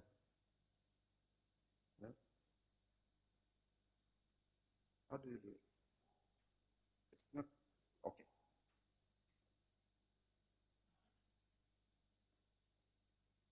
Okay. So what is alternate tourism? According to the Bulgarian Association, alternate tourism involves travel that is personal and authentic and encourages interaction with the local environment, people, and communities. It is a type of tourism which takes the tourists away from their comfort zones in order to give them an exotic experience which is close to the nature culture, history, and the religion of the region they visit. This type of tourism focuses more on being experience-based. Examples of such tourism are health and wellness tourism, rural tourism, agro-tourism, backpacking tourism, community-based tourism, pro-poor tourism, volunteer tourism, and so more. And yeah, very important and pertaining to our topic, tea tourism.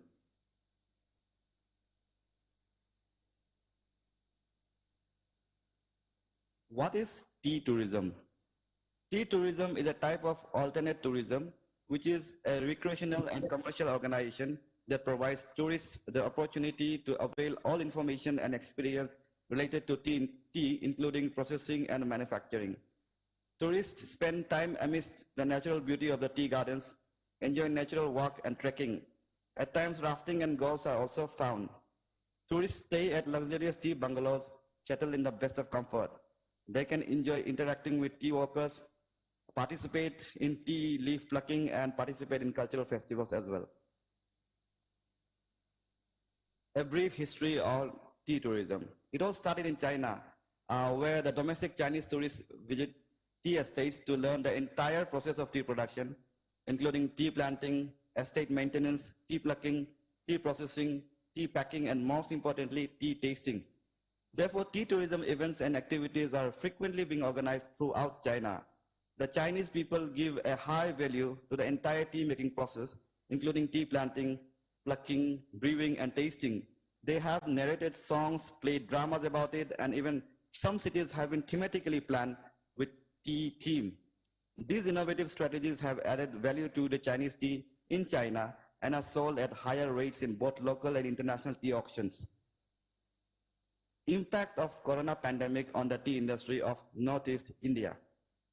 The lockdowns came just when the first flush or the best quality tea leaves were to be picked, contributing to a huge loss of revenue of the tea estates. Example, the first flush accounts for around 40% of the total revenue of the Darjeeling tea. The employers were struggling to pay the daily wage of mere 167 rupees to the workers during the period of lockdown. Though tea gardens resumed work from April onwards with initially 50% of the workforce, they faced a huge loss anyway, to the point of driving a large number of tea companies to sell huge portions of their respective tea estates. Example, Warren Tea Limited sold 2 of its major gardens, Tipuk Tea Estate and Silkote Tea Estate, to recover the losses incurred during the lockdown. Exploring the potential of tea tourism in Assam. The first aspect is the tea estates bungalows. These are often well-preserved relic of the colonial era with large courtyards, swimming pools, century-old trees and green lawns which capture an old-world charm. These places are perfect to attract tourists. If vineyards in European countries can be a major tourist destination, definitely the tea gardens of Assam can be a major tourist destination of Northeast India. The bungalows of Assam tea gardens have a signature style with its raised wooden platform, locally called as Chang Bungalow, spacious surrounding verandas with a visible chimney, a spacious yard with arrays of flowers, plants, and trees located in the midst of natural surroundings. The planters, most of whom were English, Scottish, and Irish in those days, tried to create a small world of their dream using local architecture and material. Another aspect for exploring the potential of tea tourism in Assam is the new age organic tea estates. Organic tea has recently become a matter of concern to the health-conscious community of the world. From last few years, many planters of Assam have started practicing organic methods of tea cultivation and production. Health-conscious tourists from across the country and abroad have started to visit these plantation sites to see the manufacturing procedure personally and interact with the planters, adding a whole new chapter to the tea tourism of the region. Few names can be taken, the few names that are in such regard as Singpo tea, Madhupur tea, village tea, and Seren tea in the neighboring Arunachal Pradesh. Yes, Toklai Tea Experimental Station. It is the world's oldest and largest tea research center and was established at Toklai in Jorhat in the year 1911. It has a huge potential to be a center of interest for students and research fellows pursuing their studies in tea cultivation and processing. Tea tribe culture. The tea tribe of Assam, which is an admixture of communities transported from various places of Bihar, West Bengal, Odisha, Andhra Pradesh, Madhya Pradesh, Tamil Nadu, and Chota Nagpur region of Jharkhand, and their tribal cultures may be of an interest for research and attract tourists. Although the tea laborers have been made to adjust themselves with industrial discipline, they have retained their rural character till date, which can be a matter of interest for sociologists and anthropologists. Tribal rhythmic dance forms and their music may enthrall any tourist of any place and age. Navam, can you conclude now? Yes, sir. All right, sir. I shall come down, sir. So these, the pie chart that you see here is just showing the motivational factors for tourists to visit Assam. Okay. Role of government for promoting tea tourism in Assam. A need-based tea tourism policy should be formulated, which will encourage private companies to take up responsibilities in managing the tea estates. I think I'll just skip this. This was supposed to be my, our suggestion as our contribution to the paper. And my concluding remarks would be: in addition to creating employment opportunities, tea tourism will protect the culture of the indigenous people, environment, and economy, while empowering the rural communities to increase their living standards. A learning-based active experience will be a definite value addition to the promotion of tea tourism development in Northeast India, while using correct platforms to market our product. Thank you, everyone. Thank you for your patient listening.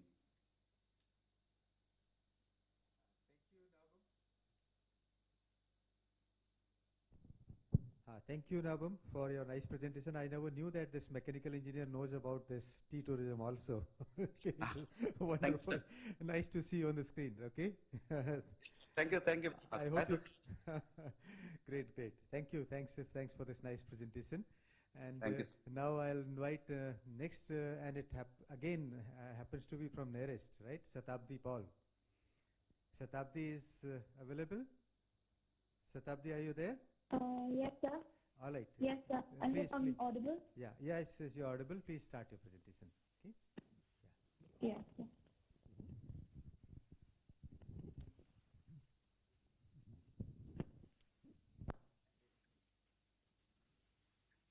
Yes, sir. Is my PPT visible?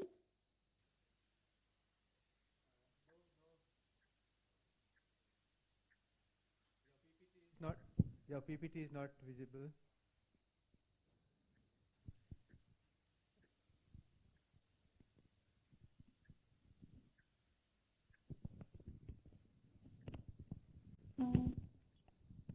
I'm sorry, I'm trying.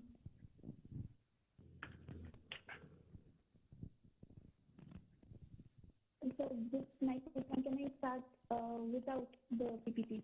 Can I? Okay, you go ahead, please.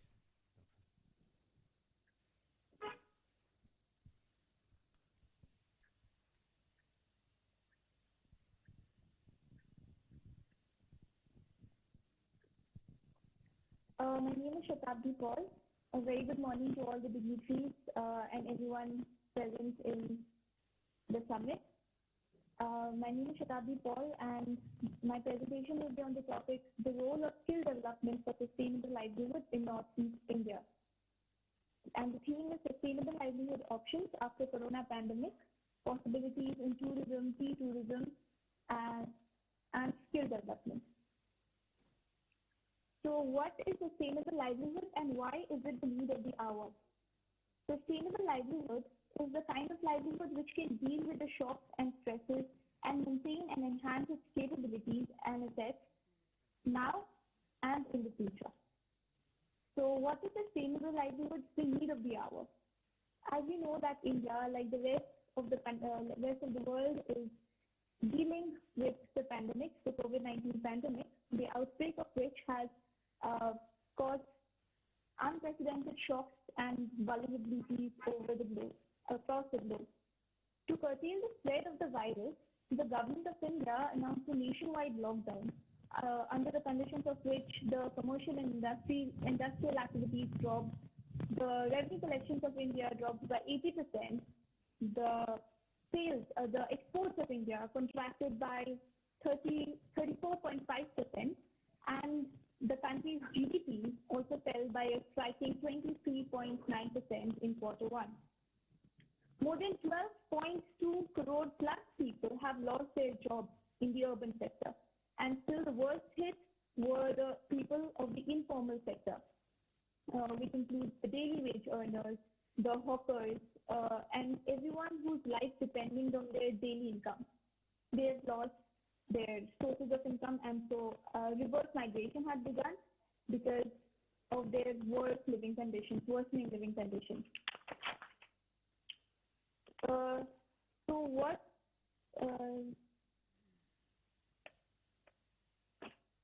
sustainable livelihood through skill development in Northeast India. Northeast India is an exotic land with an interesting socio-cultural, ethnic, and linguistic diversity, with more than 200 dominant tribes and many subtribes. In terms of natural resources, Northeast India is blessed. It is a biodiversity hotspot. It is the center and origin of several species, including citrus, cereals, and orchids. There are large reserves of many industrial raw materials such as coal, hydrocarbons, mineral raw materials are also abundantly available here. The region is also rich in coal and petroleum and natural gas. So much potential, and yet we have failed to translate it into economic prosperity because the poverty rates are lower than the national average. The human development indices show poor records, and not a lot of industries are situated in this area. So what are the difficulties being faced by the Northeast India? So Northeast India is already facing geographical isolation from the rest of the country. So we have a geographical disadvantage as we are in the easternmost region of the country. And to add up to this region, there is a lack of transport and connectivity. The transport and connectivity is inadequate, and also these reasons are compounded by the fact that there is insurgency and ethnic violence. There is social unrest in some parts of the Northeast region. Also, there is infrastructural deficiency in this region. So why is skill development important in Northeast India? In Northeast India, the percentage of rural population is more than 81%, which makes Northeast India an agrarian society. So as Ma'am Moitri Das has already mentioned that Gandhiji once said that the development of India can only take place if we develop the rural areas. So that is true in this case also. We need to develop, upskill and upgrade the low-skill agricultural workers in Northeast India. The goal should be to impart training to the people who have no job skills or low job skills to make them employable and increase their productivity, and also encourage them to be self-employed. They can start their own small enterprises. The government has also made sure that the people starting their small enterprises who opt to be self-employed, the government has started policies to support them, like the initiative of government like vocal for local and go vocal for local is one such initiative of the government. What are the strategies for effective skill development for sustainable livelihood? Involvement of credible companies, institutions, NGOs in bringing the employers association is very necessary, because we need to make sure that the skilled workers are placed. Otherwise, it will not be of any use. The workers should be trained, and we should make sure that they are placed. Government machineries need to work with social partners to reach out to youth in the most secluded regions of the Northeast region. Everyone should avail benefits of the plans of the government. So even the person living in the most secluded region should be benefited from the government plan. And when I say this, in this vein, I would also like to say that the insurgency and militant groups also needs to be tackled, because without that, without tackling the militant groups and the insurgency, we cannot reach every part of the society. We cannot reach every part of the region so that and make sure that every person avails the benefit. The role of social media and local media is also very important because they can spread awareness.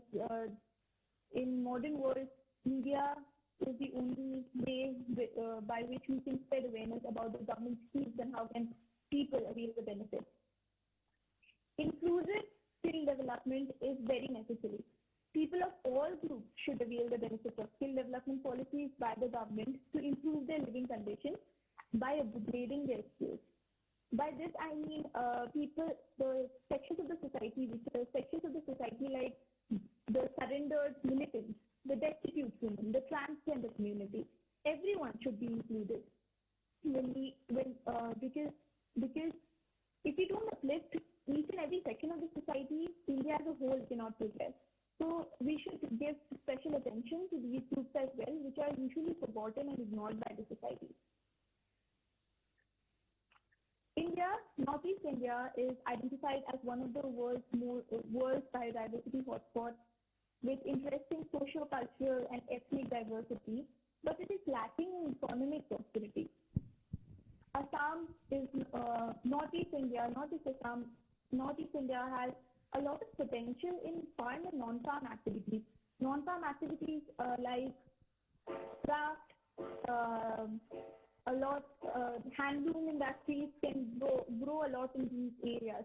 There are 20 lakh handloom mills in Northeast India, but 1.5 lakh are idle handloom.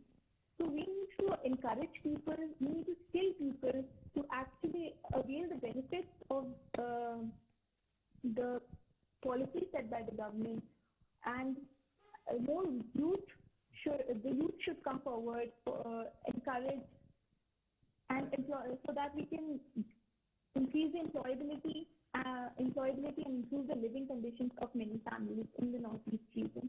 Satabdi, can you come to the conclusion? Oh, all right. It's over? Yes, sir. So this is the conclusion, sir. Yes, okay, sir. Thank you. Very nice presentation. Even without the help of your PowerPoint, you could make your points very, very clear, explicitly. Yes, sir. Right? I'm sorry about the PowerPoint presentation, sir. No, but it was very nice. The share option, sir, it is, I cannot. No. But anyway, the browser is not supporting sharing, sir. Your presentation compensated quite well. All right. Thank you very much. Thank you, Now, sir. I invite the next speaker, Vandana. Are you there? One more presenter from nearest, Vandana. Hello. Hi. Sir, am I audible? Yes, loud and clear. Okay, sir. Yeah, please start. Okay.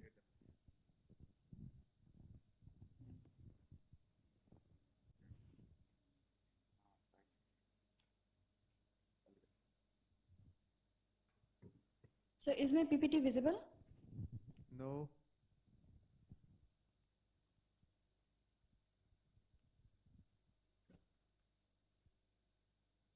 We can see you on the screen, but not your PPT. Sure.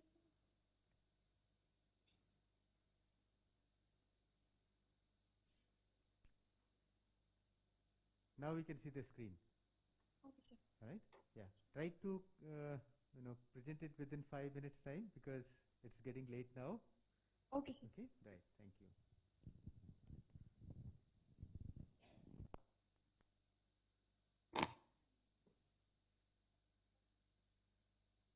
A very good evening to one and all present over here. Respected Chairman of Technical Session, Professor R.M. Pant sir, Director NIRD, and all my dear friends. Today, I am going to present a seminar on the topic Corona Biodisaster Aftermath, Sustainable Yardsticks to Save Our Planet, on the sub-theme Boosting Food Processing Units in Northeast India, Fruit Vegetables Processing to Boost Rural Livelihoods After Corona Crisis. My name is Vandana Kumari and I am representing North Eastern Regional Institute of Science and Technology.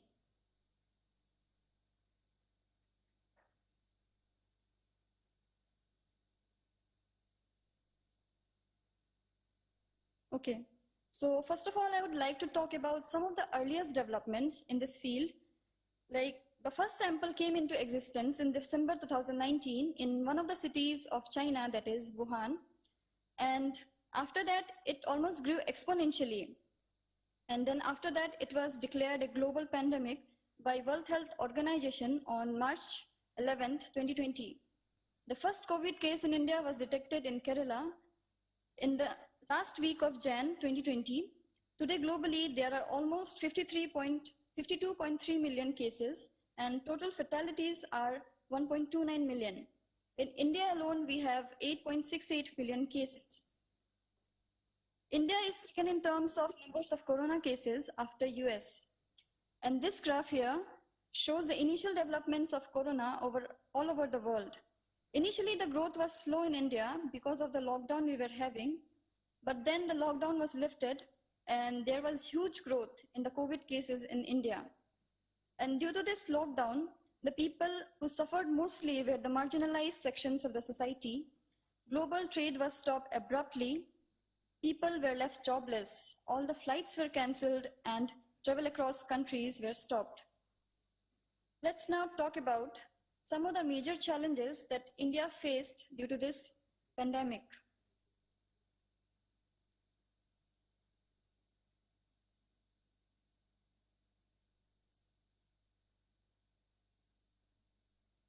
The first one is loss of employment for daily wage workers and private firms, decrease in import and exports, big loss for tourism industry, huge impact on educational sector, huge loss to agricultural sector.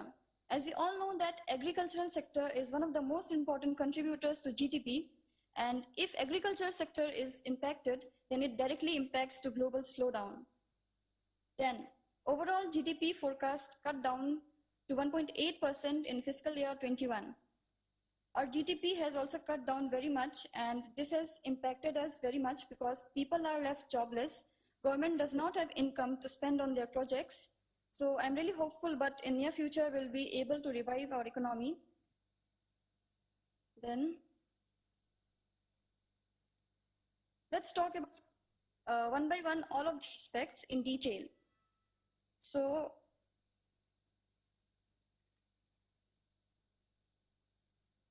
wait a minute. Yeah, employment loss due to COVID-19 pandemic.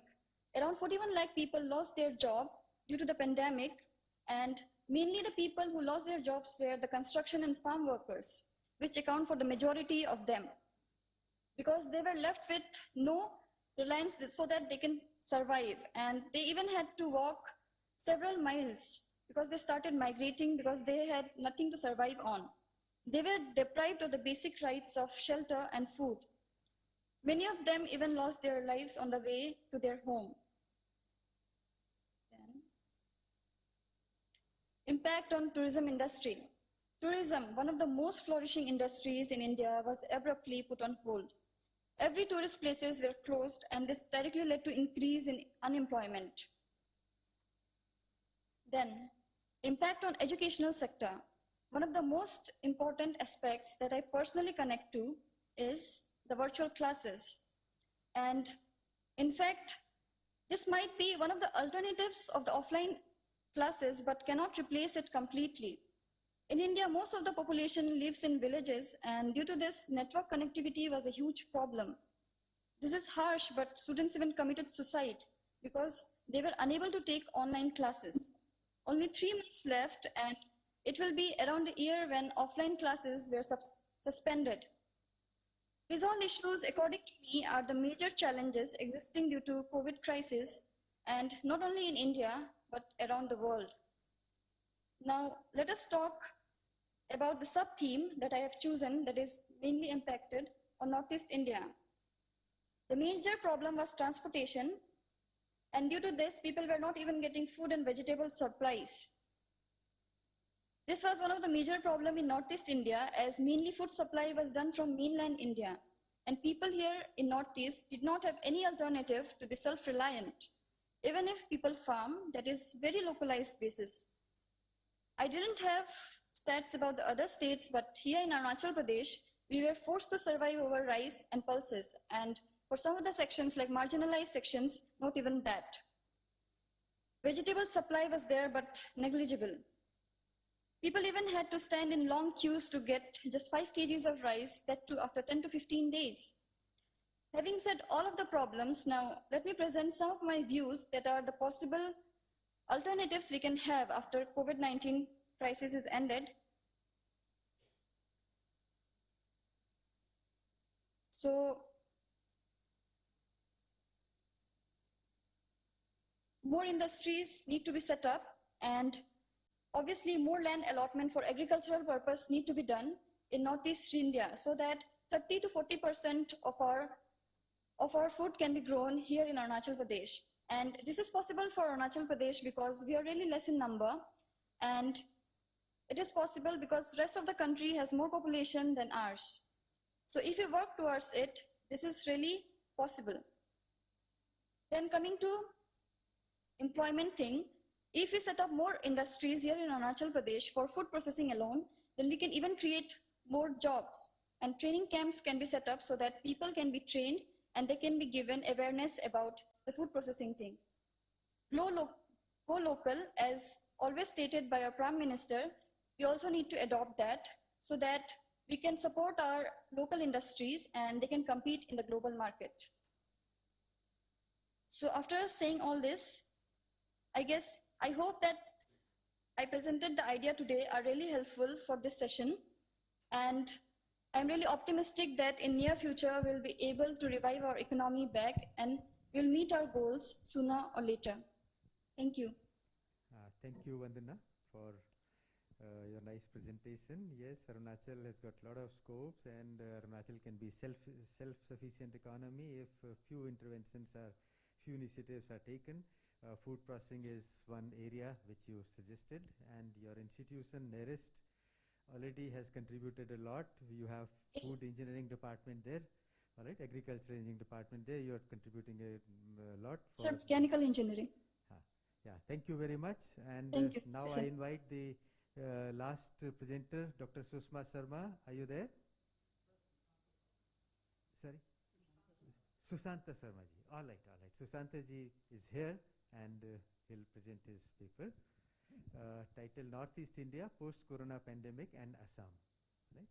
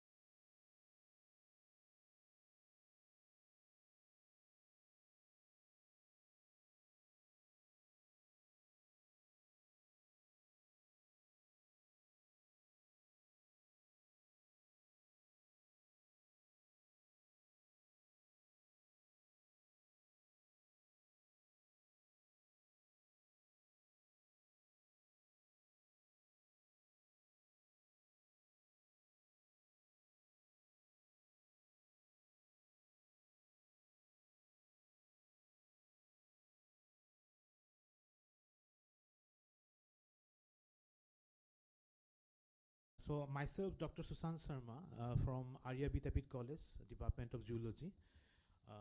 I am assistant professor there. So I want to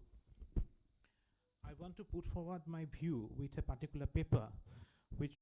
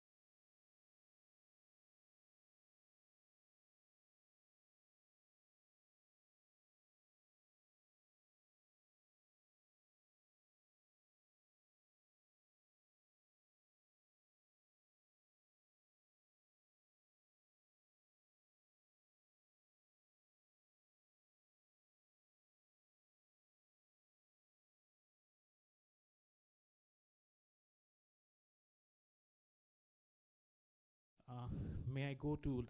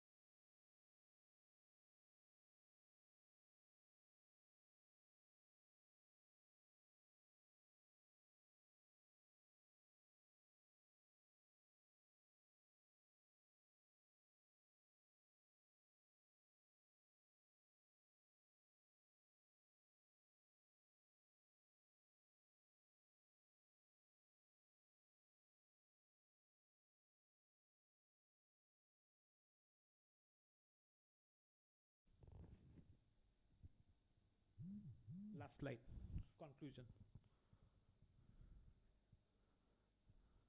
Conclusion part.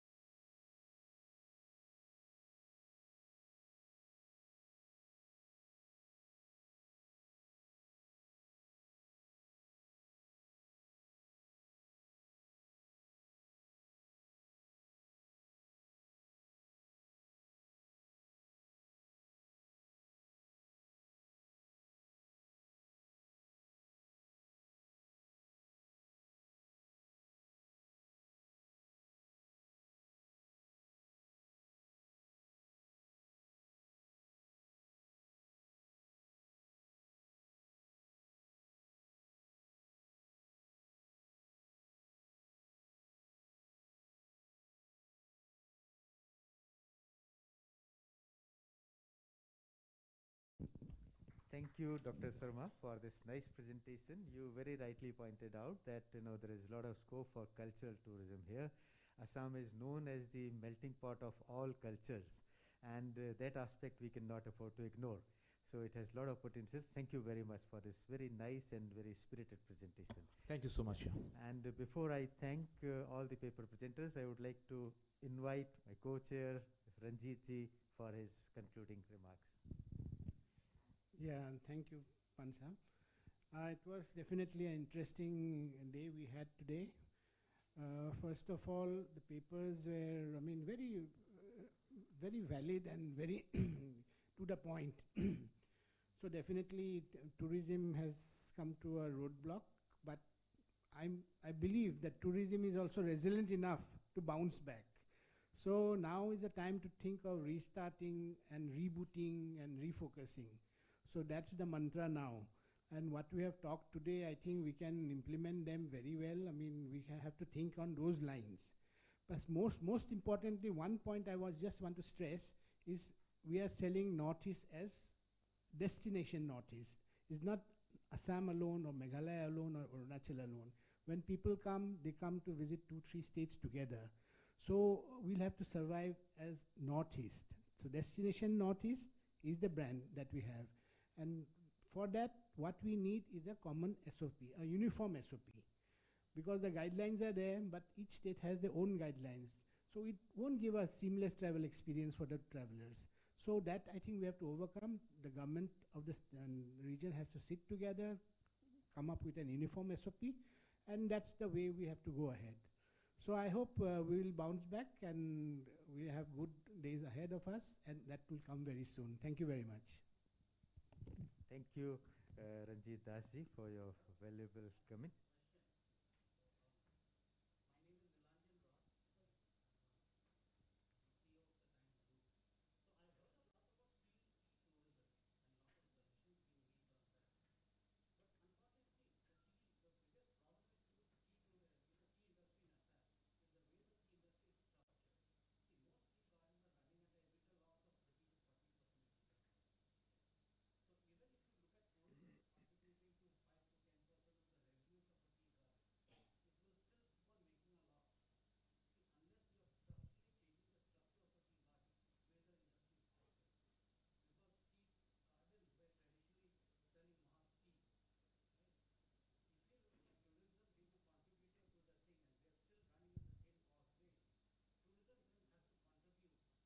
Nilanjanji, right?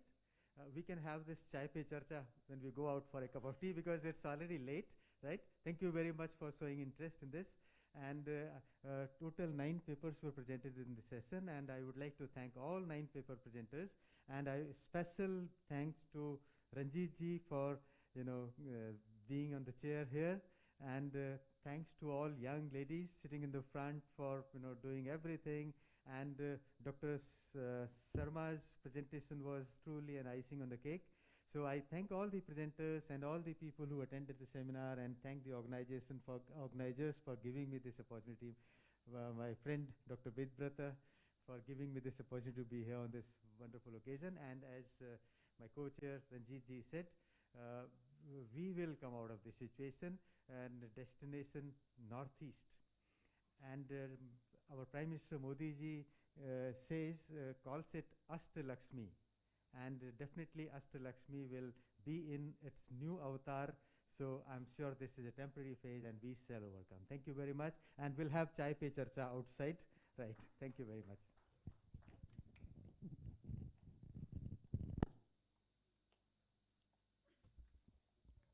So here we finally come to the end of the technical session 1, Sustainable Livelihood Options After Corona Pandemic, Possibilities in Tourism, Tea Tourism and Skill Development.